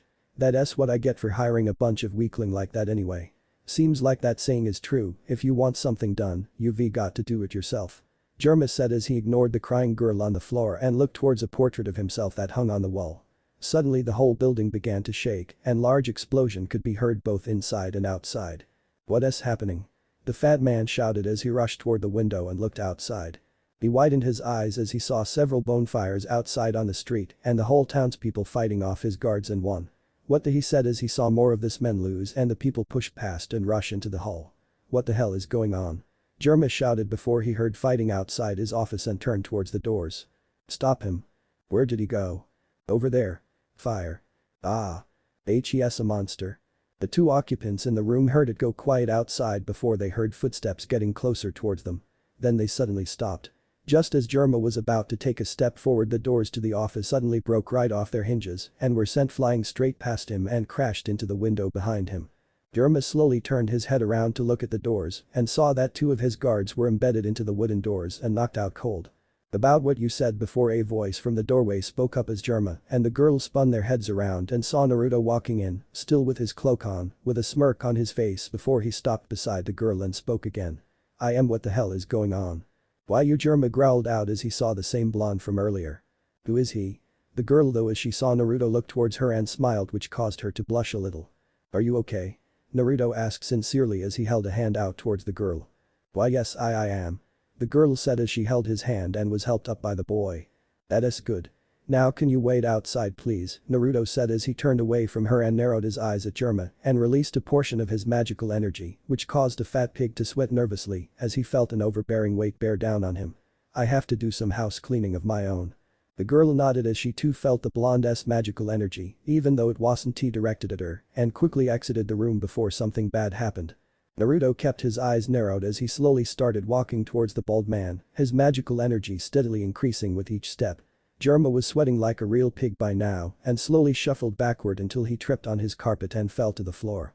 Seeing that the blonde was still walking towards him, he tried to buy some time for backup to arrive. Why are you doing this? Why are you helping these people? They don't have any money to pay you, Uriah Mage, right? You work for money. So why are you attacking me? Jerma asked desperately. I am not doing this for money. Naruto said with an emotionless face. I am doing this because I can stand people like you who prey on the weak and kill to show their superiority. It makes me sick to think that we are the same species. See, come on, can we work something out? I can give you anything that you want. Money. Power. Land. Women. Naruto kept a blank face as Jerma gulped. Men. Naruto narrowed his eyes even more if it were possible. I can believe you just asked me that. Naruto said as he bent his legs. AHHH. Fire bullet. Jerma shouted as he held out his hand and sent out a large bullet-like stream of fire towards the blonde. Not a second later he was hit square in the face as Naruto rushed through the fire and his fist impacted with flesh. Naruto kept pushing with all his strength and sent Jerma flying out of the window and toward the center of the large crowd outside. Outside with said crowd, the townspeople kept pushing forwards as Jerma's men tried to push them back and were barely able to do so. They kept pushing until they heard the sound of glass breaking from one of the windows upstairs, followed by a large crashing sound coming from the center of the crowd. Everyone stopped fighting and looked towards the source of the sound and saw a cloud of dust rising up from a newly formed crater in the town square. As the dust cleared, everyone widened their eyes as they saw Jerma in the middle of the crater, with blood running down his swollen face and unconscious. Before anyone could comment on what they saw, Naruto teleported down towards where Jerma was and looked at him with a blank face before he looked towards the crowd. Unless any of you who work for this man wants to end up in the same condition, I suggest you all surrender quietly before I make you. Naruto threatened the members of Jerma's group as they all gulped and put their hands up and dropped all of their weapons. The townspeople cheered as victory was theirs, while Kaiza walked through the crowd and to the crater containing the blonde mage and his opponent and smiled. Naruto looked up towards Kaiza and smiled before looked towards Jerma and summoned a pair of handcuffs. He was going away for a long time. 3 days later.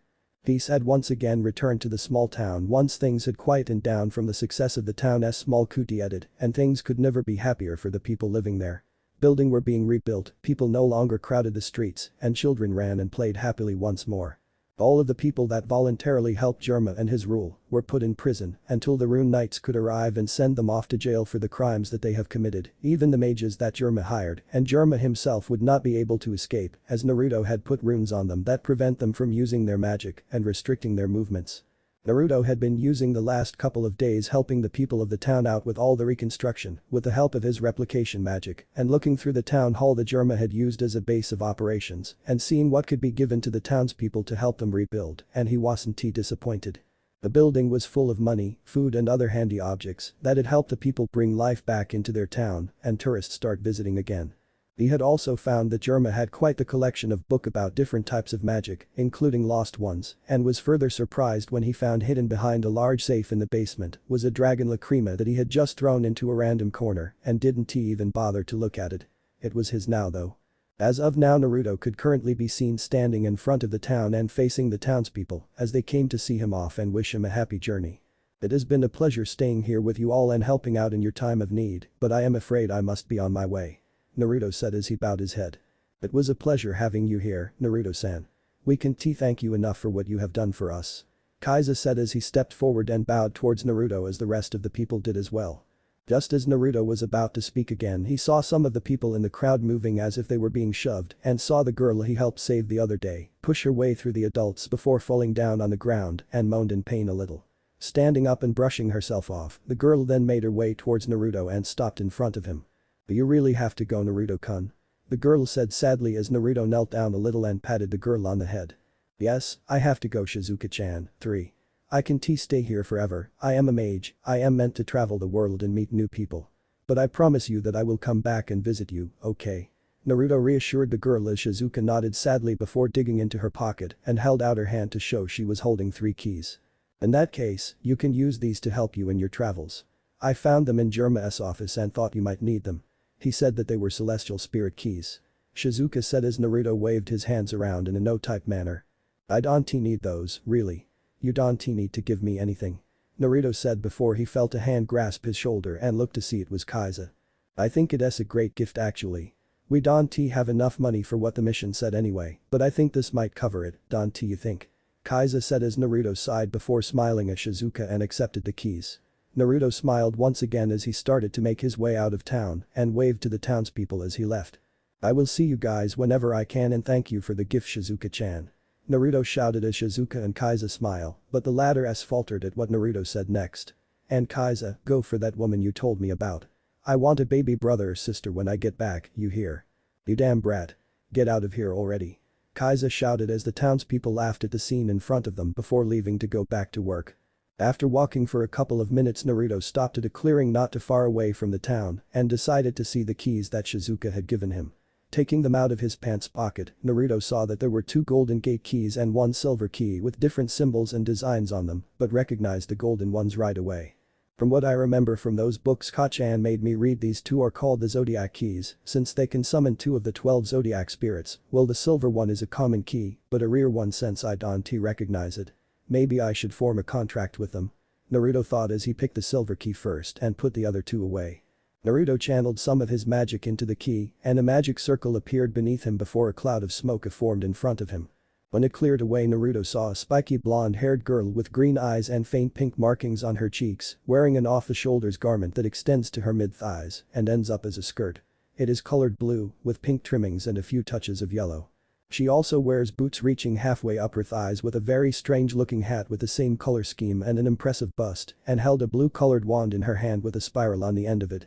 All in all, she looked like a beautiful magician that one would see at parades and Halloween.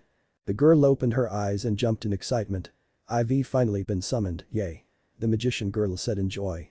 She looks around and she stops when she sees her key in Naruto's hand. She then goes over and asks, did you summon me? She asked. Yes I did. My name is Naruto. Naruto introduced himself before the blonde-haired girl took a hold of his left arm and buried it between her bust. My name is Mana, the dark magician girl. I have Sundays and Mondays off, but I can be summoned any other time for your needs cutie. Mana said as Naruto blushed from the contact his new spirit made. He had been living in a realm full of dragons most of his life and the only female human he saw was his mother and only had contact with other people when he would do mission requests and even then he didn't have the time to talk to much girls around his age or older. That is fine. And now can you please let go of my arm, I still have 2 more spirits to summon. Naruto slightly stuttered as Mana smirked slightly before it turned into an innocent smile and she buried his arm into her breasts and pouted. MOU but I want to hug my new master a little longer. She said in an almost childlike voice as Naruto's blush increased before he sighed and tried to calm himself down.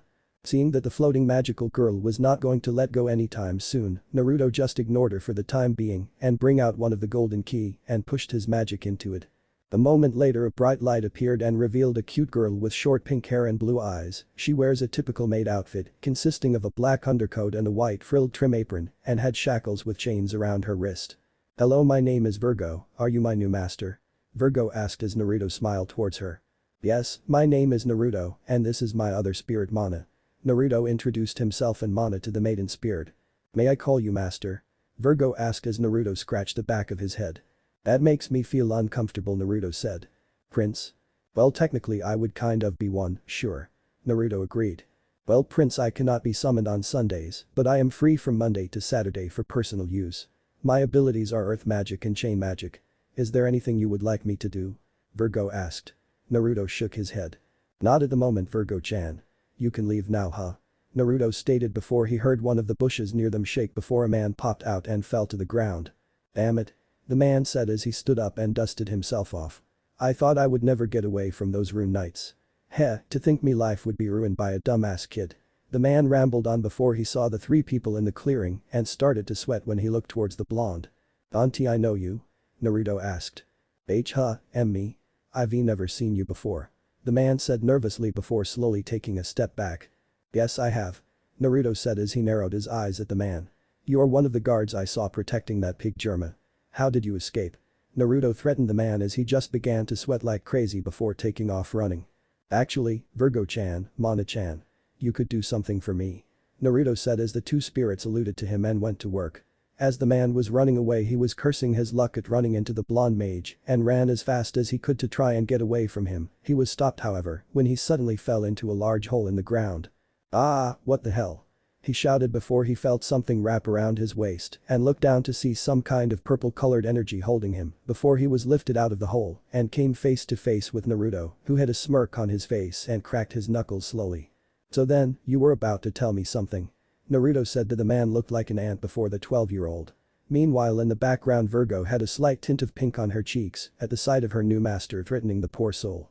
"Why yes sir." The man squeaked out as he told Naruto about how the Rune Knights had come to the town to collect the prisoners but had trouble with Aoi as he kept thrashing about and shouting about a blonde-haired bastard cheating. He then told him about how he used the distraction to slip out of the Knights camp and run out here and faced him. When he had finished talking to the blonde, Naruto looked at the man for a second before looking towards Virgo. "Virgo-chan, you said you use chain magic, right?" Naruto asked as Virgo nodded. "Can you make some shackles for him then? I am taking him back to the Rune Knights." "Yes, my prince." Virgo said as she summoned up some shackles in her hands and moved over towards the man. Wait, how about we make a deal?" the man asked. "We have nothing to talk about." "Yes we do. I know something the Rune Knights don't. "And what would that be exactly?" Naruto is curiously. "For the last couple of years we have been shipping people out of the town. Men, women and children of all ages. Germa and his men have been working with some dark people and send them to some island off the coast." The man said as Naruto narrowed his eyes at the information. "I don't know much about what is happening there, but I do know that it's not good." "What is this place called?" Naruto asked the man. "It is called the Tower of Heaven.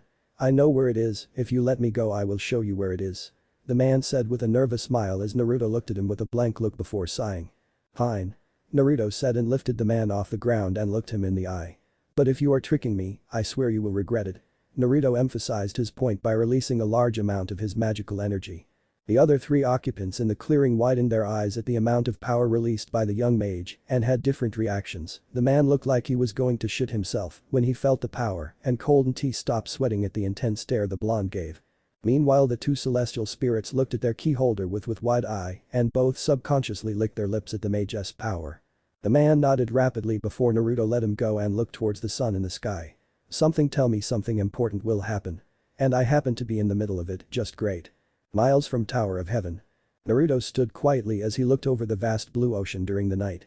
2 days had passed since he had left Wave Town and was told about the monstrous construction known as the Tower of Heaven. Naruto dug his nails into the railing of the ship he was on as he thought back to what the mage he had captured said about there been slaves taken to the tower daily and treated as nothing but animals. The way Naruto had been raised by his parents and his dragon parents, he found this disturbing and inhuman. He was raised to treasure all life no matter how small or insignificant it was, and it made his blood boil to think that being of his own race could do such thing to each other.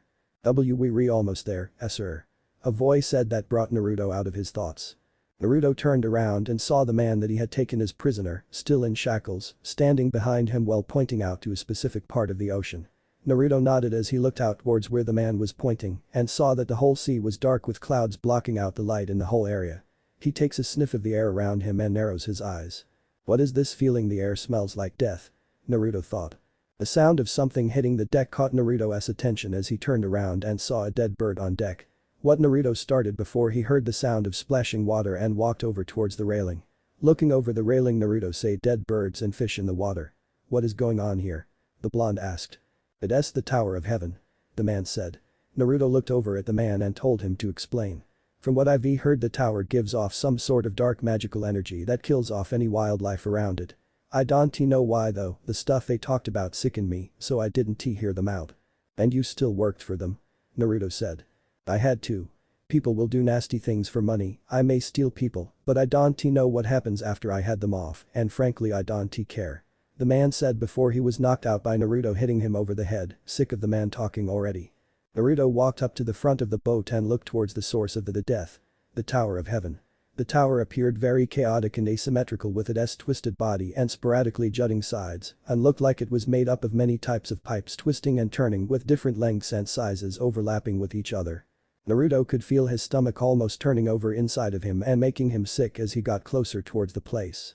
Seeing that he was nearing land, Naruto went to grab the anchor and prepared for docking. Tower of Heaven. Please sir, can we have some? Smack. Quiet you stupid brat. You slaves don't deserve anything. A guard on the shore yelled at a young white-haired girl who was wearing nothing but rags as she huddled on the ground crying her eyes out while some of the people around her checked to see if she was okay. You should all be grateful, soon you will all be sacrificed in order to revive our master Zeref.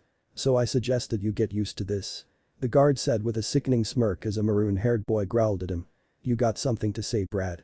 That's enough, Mike, we have some company. Another guard walking up to him said as he pointed out to the sea and saw a ship approaching. That's strange, we weren't expecting any more slaves until next week. Who cares? The more that we have the quicker we are to reviving Lord Zeref. The unnamed guard said as they walked over to the boat as it docked. As they walked towards the ship they noticed that there was no one on the deck to greet them and got their weapons ready. They saw that the anchor was already down and slowly walked on board. This ship is empty, something's not right here. The guard said. You're right Sam, look out for anything. Mike said. Yes, there might be someone hiding on board. Another voice said from behind them. Yes right. Be careful. Sam said as Mike nodded and walked forward. They both stopped for a moment and looked at each other. Did you say that? Sam asked. No, I thought you did. Mike said. That's strange. A voice said from in front of them as they looked forwards and saw a smiling Naruto. Hi. Back on shore the maroon-haired boy had finished helping the young girl up while the crowd around them looked at them in sadness. No children their age should be in a place like this. They then heard something explode and looked towards the recently docked ship and saw a stream of fire erupt for the deck before it vanished and left nothing but smoke behind. The crowd looked at the ship with confused looks on their faces before they felt the ground behind them shake and turned around to see the two guards from earlier knock out and covered in soot. What happened to them? One of the slaves asked in shock. That would be me, sorry. Naruto's voice rang out as the crowd looked towards him as he was now dressed in what he called his battle clothing. It consisted of a plain white t-shirt underneath a sleeveless gold-trimmed white jacket with his arm guards still on, slightly baggy white pants with golden lines running down each leg with a black belt holding them up. On his feet he wore black open-toed sandals just like his father wore and also had two dagger-like blades strapped to his sides held by a second belt with a large red swirl on the silver buckle over both hips. The people snapped out of their shock and looked at the young teen as he walked up to them and stopped in front of the two children on the ground. Are you two okay? He asked. Yeah, we're fine. Thank you for the help. The maroon-haired boy said as he helped the white-haired girl up. I heard what was happening here and I came to help. My name's Naruto. Naruto introduced himself and he held out a hand for the boy to shake. My name's Eric and this is Serrano, but she likes to be called Angel. Eric said as he shook Naruto's hand. Naruto noticed the bruise on Angel's face and crouched down to her level. Are you okay? That looks like it hurts. It's fine. It's just a scratch. Angel tried to turn away from Naruto as he cupped her cheek and turned her head to face him. No it's not, just stay still okay? Naruto reassured her as he put a hand on her cheek and watched her wince. The crowd then saw steam being emitted from his hand before his hand became encased in it. His hand stayed there for a minute before the steam stopped and Naruto removed his hand and revealed that the bruise on Angel's face was gone. "There we go, good as new," Naruto said, trying to brighten up the mood around them, but the atmosphere of the tower was not helping him at all. "Now if you all excuse me, I have a tower to destroy and people to free." Naruto started walking towards the tower but felt a small pair of arms wrap around of him and looked down to see Angel standing there with her face buried in his backside. "Don't go. You won't stand a chance against those bad men, you'll die," she sobbed. Naruto turned around and put a hand on her head and gave her a reassuring smile. "Don't worry, I am not going to die." "Sniff, promise?" she said and held out a pinky. "Promise of a lifetime," Naruto said as he linked his pinky with hers and turned to Eric. "You can look after her, right?" "You bet I can," Eric said as Naruto nodded to him and sent Angel over to him. He then saw the shackles on all of the people's wrists and pulled out a gate key. "Open, gate of the maiden. Virgo." The key shone brightly before Virgo emerged from the ground and bowed towards Naruto. "You called for me, my prince?" Virgo asked. "Yes, Virgo, if it's not too much trouble, can you help these people get their shackles off? When you are done you can help me inside and be prepared, there will be a battle going on when you do." Naruto said as Virgo nodded and went towards the group to help with the shackles as Naruto walked towards the entrance of the tower, which happened to be a pair of giant wooden doors. "Wow. These look awesome, they must be really old. I must be careful and knock gently," Naruto said to himself, and he walked up to the doors and stretched his arm back and had his palm facing forward, mountain dragon-esque crushing palm. Inside a few moments earlier. Well, what do we have here? The couple of well-behaved children trying to escape by the looks of it. "Wouldn't you say?" "I do say." A larger and obese man wearing a uniform and cloth over his face with a strange symbol on it said as he looked towards a group of 6 children who were all scared out of their minds with a giant hole in the wall behind them. "Did you brats really think you could escape that easily? You're all going to get it now." Now, normally I'd agree with you, but we can't afford any belays on the R system. If you tell us now who came up with the escape plan, we will take them and leave the rest of you alone. What do you say?" The skinny guard said as the children refused to answer. A young red-haired girl in the group was about to speak up when a blue-haired boy beat her to it. He also had a red tattoo above and under his right eye. "I made the plan and told them all what to do. It was all me." "Oh, well, to you brave. But I know it wasn't to you. It was that girl," the skinny man said as he pointed at the red-haired girl with a smirk on his face as she gained a horrified look. "Take her away," the fat one said as one of the subordinates grabbed the girl and walked away. "No. It wasn't her, it was my idea. Let hers go," the blue-haired boy shouted. "Shut up, brats," the fat man said as he shocked the boy. The girl, now named Urza, just looked at the boy and smiled. "Don't worry about me, I'll be okay. It's just like you said, Jello, there's nothing to be afraid of." "Urza? You won't get away with this," Jello said as the fat mage smirked at him. "We just did, BR. Boom." The whole tower shook as everyone stumbled around and heard sounds coming from below on the ground floor. "What was that?" the thin mage shouted. "Sir, the entrance has been destroyed and our men are been taken out by multiple mages," a nearby subordinate said. "What? How many of them are there?" Well, that's just it, sir. It was just one mage, but he just suddenly split into many," the man said nervously. "One mage? You've got to be kidding me." "Yes, not," a calm voice said from a nearby railing as everyone turned to see Naruto crouching down on the rail and looking at the guards with a serious expression on his face. "That's him, sir, he's the intruder," the subordinate said. "He's just a kid. What can he do?" the fat mage shouted as he raised his weapon to where Naruto was. Where did he go?" "Ah." The fat mage heard shouting from behind him and turned around to see Naruto standing there with the rest of the mages knocked out on the floor around him and had Urza in his left arm while choking the thin mage with his right one. Naruto let the man go when he passed out and fell to the floor. The slaves around him looked at the blonde teen with wide eyes at the speed he used to take the mages down and managed to save the red-haired girl as well. All that they saw was a flash of yellow. What are you?" the fat mage said as he backed up against a railing before he felt someone breathing in his ear. "Your destruction," a voice whispered before B was given a chop to his neck and fell. On the railing behind the man, another Naruto stood before he released a sigh and hopped off. "Oi, the boss is busy dealing with the mages down bottom. We have orders to free all these people and get them out of here, start by getting these children out, K. You got it," Naruto said as the other Naruto disappeared and fighting sounds started on the floor above. Naruto looked at the group and walked towards them as he put Urza down and the kids ran to cheek on her. Jello walked up to the blonde teen and bowed to him. "Thank you for saving Urza, I don't know how to repay you." No problem kid, just get out of here as quickly as you can get to the ships. The real me will be out when he finishes destroying this place. Naruto said as Jell nodded and the blonde teleported to the next ledge. Jell. An older voice called out to the young boy as Jell turned around to see a lean old man with pale skin. He had long white hair which went midway down his back, 2 strands of hair stood up from the rest and pointed outwards. His eyebrows were nearly as long as the hair on his head, reaching down past his chin.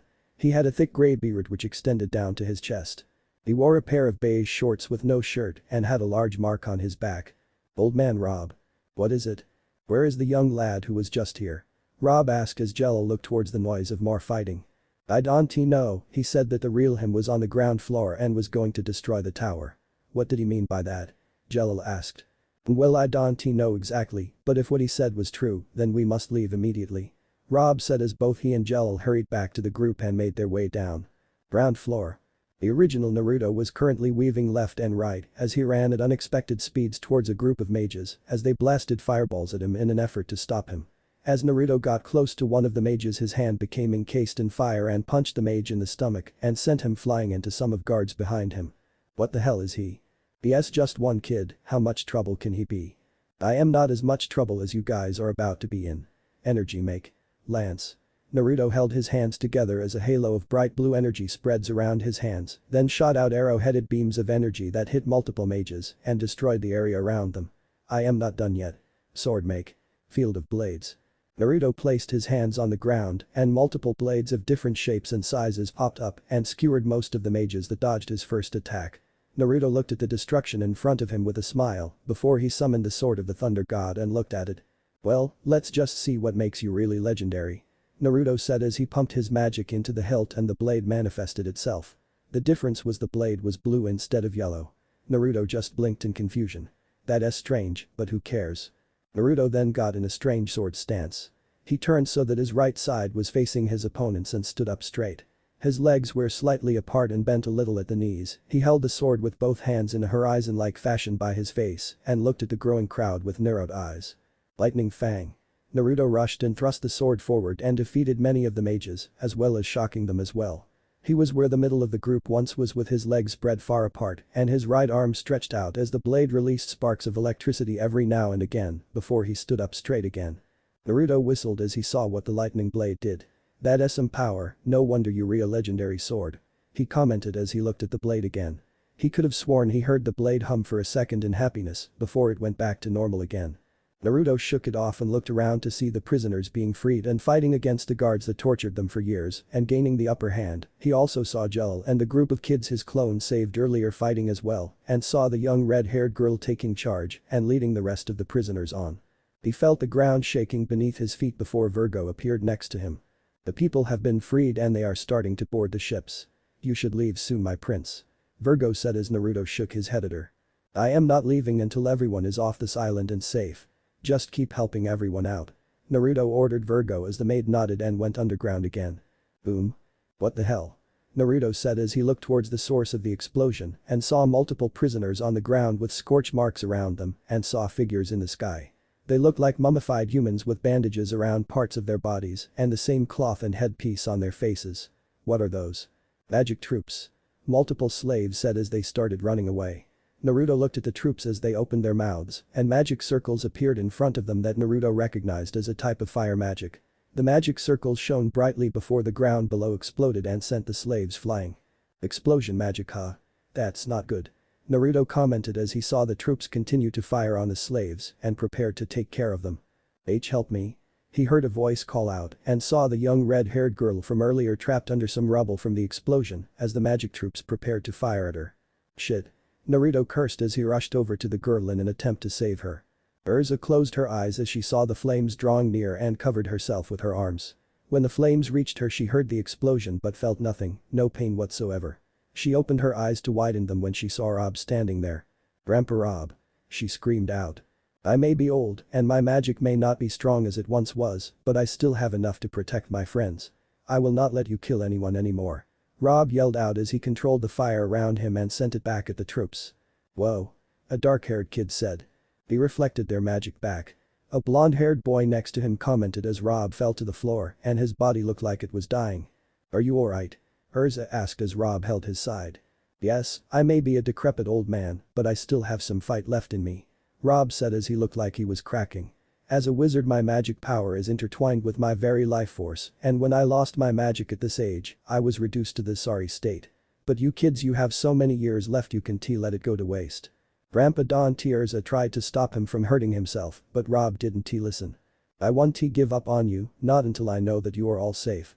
Rob shouted as he readied himself for the cultists as they opened fire. Well said. Naruto said as he created an energy barrier in front of the two and protected them from the blast. He landed beside Urza and Rob and placed a hand on the old man's back. But I think you should go with them, you are their grandpa after all. Naruto said as he channeled some of his magical energy into Rob and made the old man look good as new. My magic?" Rob stuttered out. "I gave you enough so that you can make it out of here and regain your own when we get into the open ocean. But you need to leave now." Naruto explained as Rob nodded at the teen. Wait, what about you? Aren't you coming with us?" Urza asked desperately as Naruto smiled at her. "Your name is Urza, right?" Naruto asked the girl as she nodded. "You don't need to worry about me, I'll be right out as soon as I finish dealing with the trash, okay?" Urza looked at the blonde teen and nodded her head meekly before Rob escorted her away into safety. Naruto looked back at the cultists as they momentarily stopped firing at him and narrowed his eyes. "It's people like you in this world that make me sick. Enslaving men, women and children to build this abomination, unforgivable." Naruto started to release a large amount of his magical energy as the ground started to shake and he was surrounded by a rainbow-like aura. "You don't know what you're saying, kid. This tower will resurrect our god. It will resurrect Lord Zeref." One of the cultists shouted as Naruto narrowed his eyes further. "Zeref? That's right, these people should be grateful that they are a part of this. They will be sacrificed and ascend into heaven for what they are doing." The mage didn't get to finish his sentence as Naruto punched his head and slammed him into the ground. "It's come like you don't deserve to talk." He whispered out as the rest of the cultists looked at him in slight fear. "This tower is going to burn and you all along with it." Naruto shouted as he began to take in a huge breath of air and his chest puffed out. White Dragon's roar. Naruto breathed out a beam of holy light and moved it around the whole tower and destroyed the walls holding it up. Outside of the tower all the people could see was a beam of white light shot out of one side of the tower before it started moving around and looked like it was cutting it in half. Naruto ended his roar when he successfully cut around the whole tower and saw it already start to lean on an angle from the cut he made. He smiled in satisfaction as he saw the cultists look at the damage with open mouths and pale faces before he coughed to gain their attention. "Now, if I were you I would get out of here before the place collapses in on itself or I start destroying it with my magic. Either way is fine with me," he said with a smirk before the cultists started running away like little girls. "Pussies." Naruto then started to make his way outside as one of his clones landed beside him and salutes. "The explosive runes are all set up, boss, what should we do now?" the clone asked. "You can all dispel yourselves now, the cultists are taken care of and I want to make sure that everyone made it out safe," Naruto said as the clone nodded and disappeared into magic particles. As Naruto got outside he saw the ship that he arrived in still docked onshore and saw the group from before with Angel, Eric and Virgo standing by them and looking at the tower with worried eyes. "What are you all still doing here? I told you all to get off this island," Naruto said as he neared the group before he was tackled by a white and red blur and fell to the ground.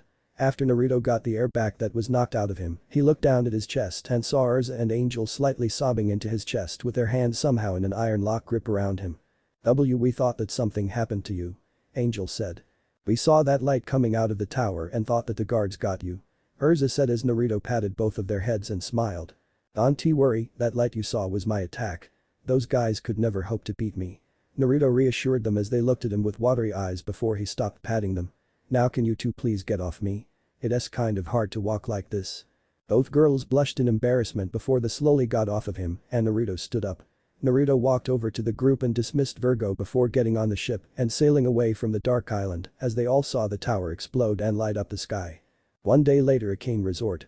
After the successful escape from the Tower of Heaven, Naruto had led the group of escapes to the shore and had all gotten them a room in one of Fiori's most luxurious resorts and let them all have one of the most comfortable sleeps in their entire lives. Even Rob was still asleep, despite it being noon already.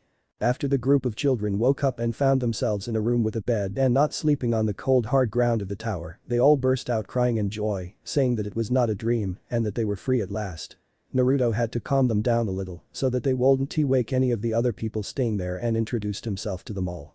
The children were amazed that someone around their age could do all that stuff he did back in the tower and had respect for the blonde in front of them. After he had introduced himself he got to know the names of the other children as well. It was Jelil and Simon, the older brother figures of the group, along with Eric, Milana and Sho, were the youngest ones in the group and took everything they looked at with wonder and curiosity. Urza was the brave sister of the group and helped out Angel whenever she felt down or sad, and Wally was like the middle child so to speak and had a tendency to speak like an old-time mobster. Naruto had given them all some clothes that he brought from a nearby mall and ordered them as much room service as they all like to get their energy up and the children cold and teepee happier. They could now be seen wandering around Naruto's room as looked at the different things around them until the Dragon Slayer decided to ask them an important question. What are you all going to do now? The children all looked at the blonde with raised eyebrows and at the same time Rob decided to wake up from his sleep. Now that you are all free and can do whatever you want, where are you going to go? I don't know, I was thinking of traveling the country for a while. Wally said as Sho and Milana nodded with him as they wanted to as well. I want to go find my sister. She must be worried about me. Simon said in sadness. That's respectable. Naruto said before he looked at the remaining kids and old man. What about you guys, got any ideas?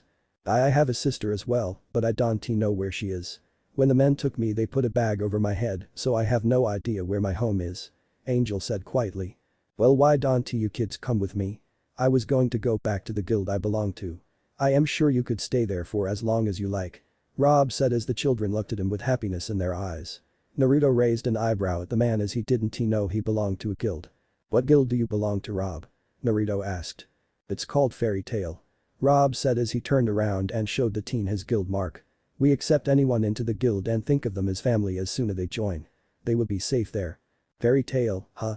I've heard about them, they're said to be the strongest guild in the country, right? Naruto asked as Rob nodded his head.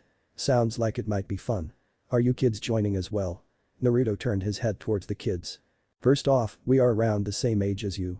Naruto stuck out his tongue at Jelil. And second, we would like to join, right Urza? Jelil asked Iridit as she nodded her head. Yeah. Grandpa Rob told us a lot of stories about his adventures as a mage, I want to have adventures as well. She said in determination as Naruto chuckled at her. It sounds wild, what the heck? Eric said. What about you, Angel? No, I don't know. What are you going to do? Angel asked Naruto as the blonde sighed as he knew what was going to happen next. I still have to finish my training as I can't go anywhere. Naruto told them. The children gained sad looks at what the blonde dragon slayer said, so sad that Angel and Urza had tears in the corner of their eyes. They rushed forward and held onto Naruto tightly and they didn't want to let go. Naruto looked at the two girls and decided to try and make them feel better. How about this, when I finish my training I will come and join you guys in the guild. Is that okay? Naruto said. The girls looked up at him with tears coming down their faces and asked PP promise. I promise. Naruto said, cheering them up a little. They smiled at him and let go of him. But if you guys want to join a guild, you need to learn some magic first and I think I can help you with that, all of you. Naruto then summoned a giant magic circle on the ground below him as the room was enveloped in light before it cleared away and stacks of books now filled the room. The children looked at the books with wonder and started looking at them as Naruto went to explain. All of these books contain different types of magic and how to perform them depending on which one you chose. So we can pick any one of these books. And we can learn magic? Sho asked as Naruto nodded. You can pick more than one if you like, but if you use multiple types of magic you need to learn and train extra hard to use them. Any of you have a specific type of magic in mind? Naruto asked them. Do you have anything to do with cats? Milana asked. Naruto tilted his head as a question mark appeared over his head. Cats? Yep, I love cats. Is there any like that? Milana questioned the blonde with stars in her eyes. Well, the only ones I can think of have to do with transformations, but Naruto then walked over to a pile of books in a corner of the room and started sifting through them and is throwing books as he did so. When he made it halfway through the pile he picked up an orange-colored book and blew some dust off it before walked back over to the brown-haired girl and handed it over to her. This is a book on a type of magic called binding. It's a caster-type magic that conjures magical tubes which can bind and restrain people or objects. They can also cancel the magic of whoever it wraps around. You can mold it into any shape that you want, like cats or cat paws for instance. Naruto explained as Milana accepted the book and went toward Rob. Excuse me, what is this? Simon asked the blonde who looked over towards the boy and saw him holding up a black-covered book.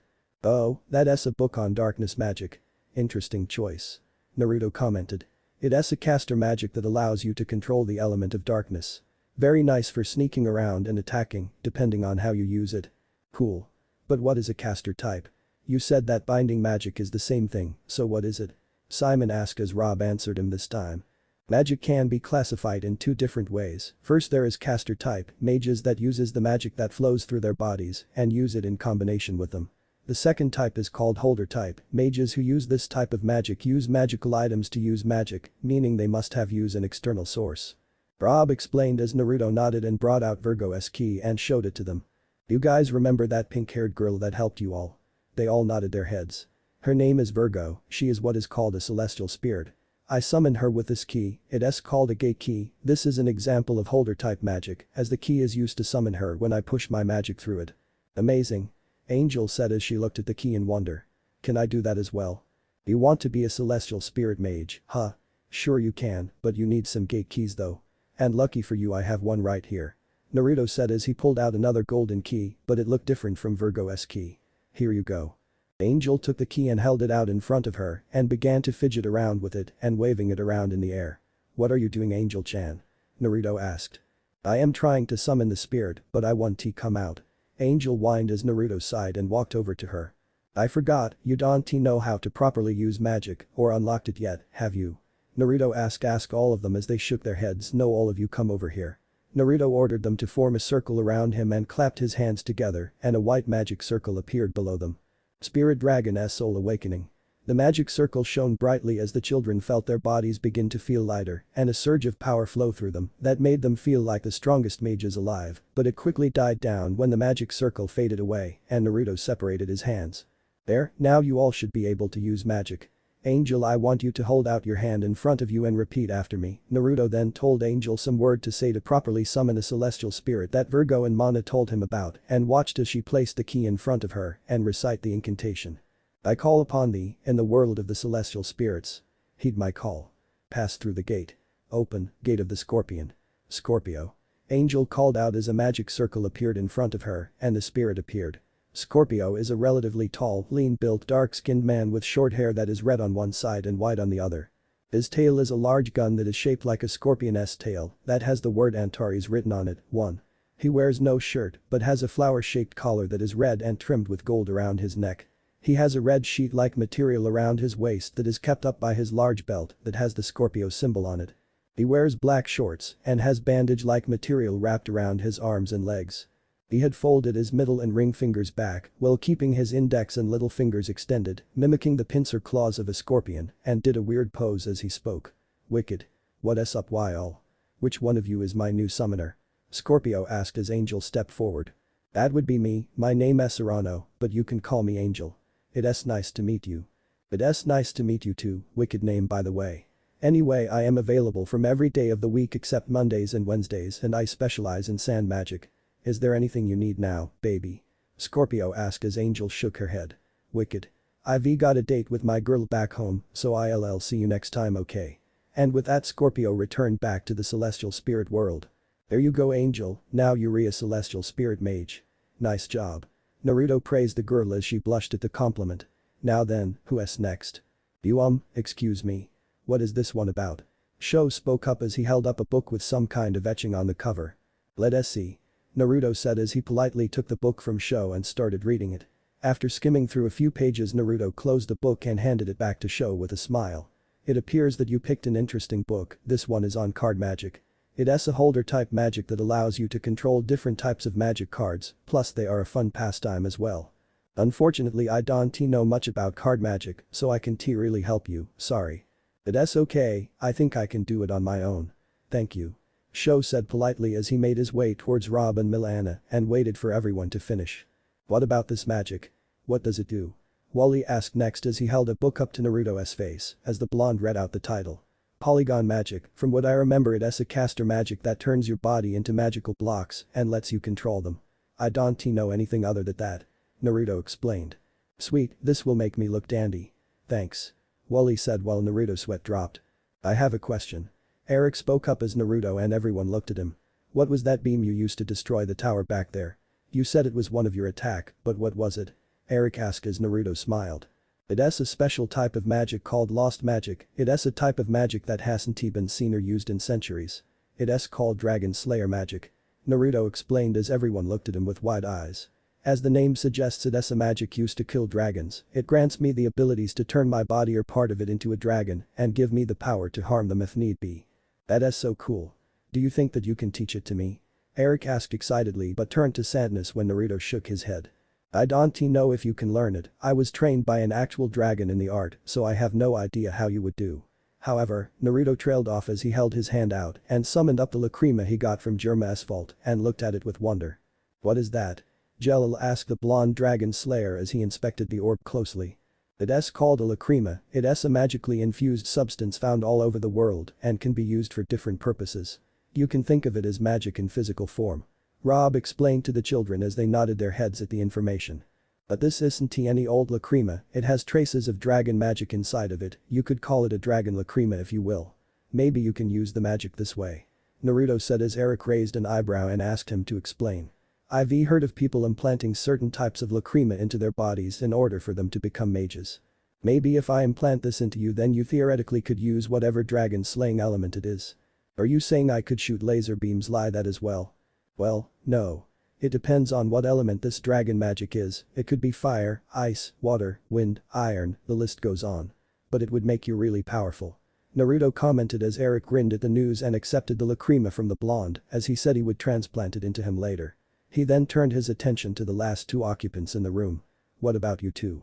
Otter found anything that interests you yet? I was wondering, can you teach me the sword thing that you did? Urza's voice rang out as she looked at Naruto looked at her. Sword thing? You mean my sword make magic? Naruto asked as Urza nodded. Sorry, but it is a special type of magic used by my family and only they can use it. But I can show you how to properly wield a sword and a magic that might help you. Naruto said as Urza looked sad at not learning the cool magic as she put it but brightened up when the blonde offered her real training and a similar type of magic instead. And what about you Jelil, find anything? Naruto asked the brunette but saw him already face first into a book and reading it without answering the blonde. Never mind. Naruto said with a sweat drop. With all the kids' magic in their hands, literally and figuratively, Naruto smiled at them before it turned sinister and cracked his knuckles. Now, I was trained by slave drivers I had the pleasure of calling my teachers and I intend to make it a student-teacher tradition. So prepare yourselves for what I call Naruto-sama's Hell Week. Mwahahaha. Naruto laughed evilly as the children gulped and thought differently about the mage in front of them and prepared themselves for the week ahead. They would then forever call the blonde-haired teen a slave driver just like his teachers before him and curse out his name to the heavens. It had been a week since Naruto had saved the former group of slaves from the hellhole once known as the Tower of Heaven and he couldn't be any happier with how alive the children looked and how they had progressed with their magic and techniques with Rob's help and guidance. They had all started to get a hold of their magic and had already started on developing them on their own. Sho had been able to channel his magic into a card and send it flying through the air on its own. Milana had been able to summon up a small string of binding rope on her first go and Wally had managed to change his arm into blocks and reform them at will. Simon had decided to use his darkness magic to blind people by covering an area in darkness like the elements should and attacking them when they are confused. Angel had summoned Scorpio a couple of times and trained with her spirit in his sand magic and bonding closer together. Urza, Eric and Jelil were another story with the blonde. After using his magic to implant the lacrima into Eric's body, the two had found out that he had indeed gained the ability to use Dragon Slayer magic and surprised the blonde that it was poison Dragon Slayer magic that Eric could use. The new Dragon Slayer is excited in learning a magic as strong as the older mage S and didn't stop bugging the blonde about the types of attacks he could use. After managing to calm the boy down, Naruto told him more about Dragon Slayer magic and about the special techniques and abilities the maroon-haired boy has, like being immune to most types of poisons and the ability to eat poison to replenish his magical energy. The last one was easy for Eric as his pet snake, Cubelios, was able to feed the boy poison during his training and help him recover from any injuries he had sustained. Naruto had taught Eric the Poison Dragon's Roar and Poison Dragon's Crushing Fang and gave him a book containing the rest of the attacks and secret arts. Jelil had chosen an interesting type of magic called Heavenly Body Magic. It is a powerful form of magic that allows him to use the properties of many space-based objects for battle or being able to generate and manipulate the energy of stars from his own body. He could also cloak himself in Heavenly Body Magic that allowed him to move through the air at incredible speeds.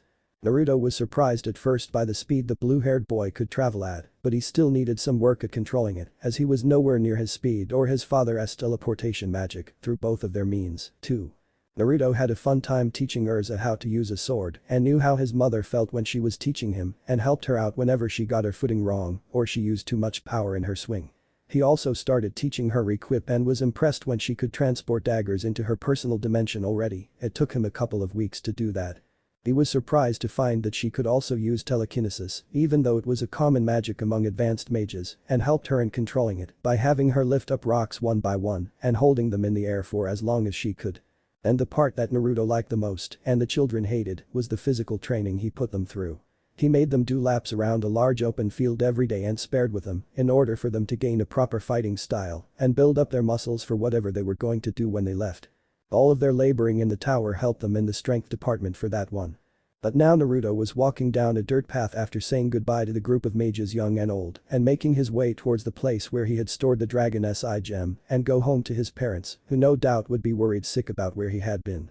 He made his way to a rocky mountain range and stopped in front of a large boulder at the base of the mountain. He placed a hand on the stone structure and runes appeared on it for a few seconds before disappearing and took his hand off. The piece of the rock in front of him started to disappear and reveal a doorway that led into a cave behind the boulder and walked forward and disappeared in a bright rainbow light. The entrance disappeared a minute after he left the mountainside silent and lonely once again. Dragon Realm. The now 19-year-old Naruto walked into a clearing that his family had made their home and saw his parents down on the ground, sweating up a storm as Raijin and Benahem stood over them with a single scratch on Benahem's cheek and a small burn mark on Raijin's chest, indicating that both of his parents had gotten stronger in his time away and closer to being called human dragon slayers. 3. Naruto walked up to the pair of dragons and his parents and chuckled at the scene in front of him. "Looks like you two have been through the ringer a few times," Naruto commented on his parents' state. "Hey, honey," said Kushina getting up from the ground before kissing her son on the cheek. "How was your trip?" Naruto went on to tell his parents his whole adventure. Him helping out the people of Wave Town, defeating Aoi and Germa and gaining gate keys and a sword in the process, which Kushina told him she would look at later. He then told them all about the Tower of Heaven and how it was going to be used to resurrect Zeref if Naruto had not destroyed it and about the kids he saved and trained for the week and his promise to go to Fairy Tail when he had finished his training here. "Stopping a slave operation and giving the former slaves a good head start, huh?" asked Minato before patting his son's back. "I am so proud of you, Naruto. You're becoming a better and stronger mage each passing day. And it sounds like you might have a girlfriend or two in the future," said Kushina tearing up. "I am gonna be a grandmother." "Achan," Naruto whined. "Yes indeed. Since being our disciple does mean he can have more than one mate," chuckled Raijin. "I can just picture all those little drakes now." Benahem giggled as Naruto was blushing like crazy. Before steam could pop out of the blonde's ears, Raijin cleared his throat and gained everyone's attention. With all of the teasing aside, for now. Naruto glared at the dragon god when he said that. "The information about this tower is most disturbing and I sense an ulterior motive behind its purpose, but I don't know what." "What should we do, Ryuasan?" Naruto asked. "We can do anything, you on the other hand can. You are nearly finished with your training in the Dragon Slayer arts and have more than enough knowledge and power to take on whatever Earthland throws at you, so all we can do is trust in you when the time comes," Raijin explained. "And you are almost finished with our magic as well, Naruto. You just need a few more months here then you're done," Minato said as Naruto nodded. "If that's the case then I need to keep training and finish them as fast as possible," Naruto said with a fire in his eyes as his parents and step-parents looked at him with pride. "Let's do this." He then ran off and into the distance as they sweat-dropped at his behavior while the women giggled. Raijin sighed and looked in the direction where his pupil ran off with an uneasy look in his eye. "I hope you are strong enough for what is coming, Naruto. This is nothing but the calm before the storm and when it hits, you will be in the center of it and there is nothing you can do to stop it. Grow strong, my pupil," Raijin said as he walked towards the Uzumaki family house and waited for his student to return.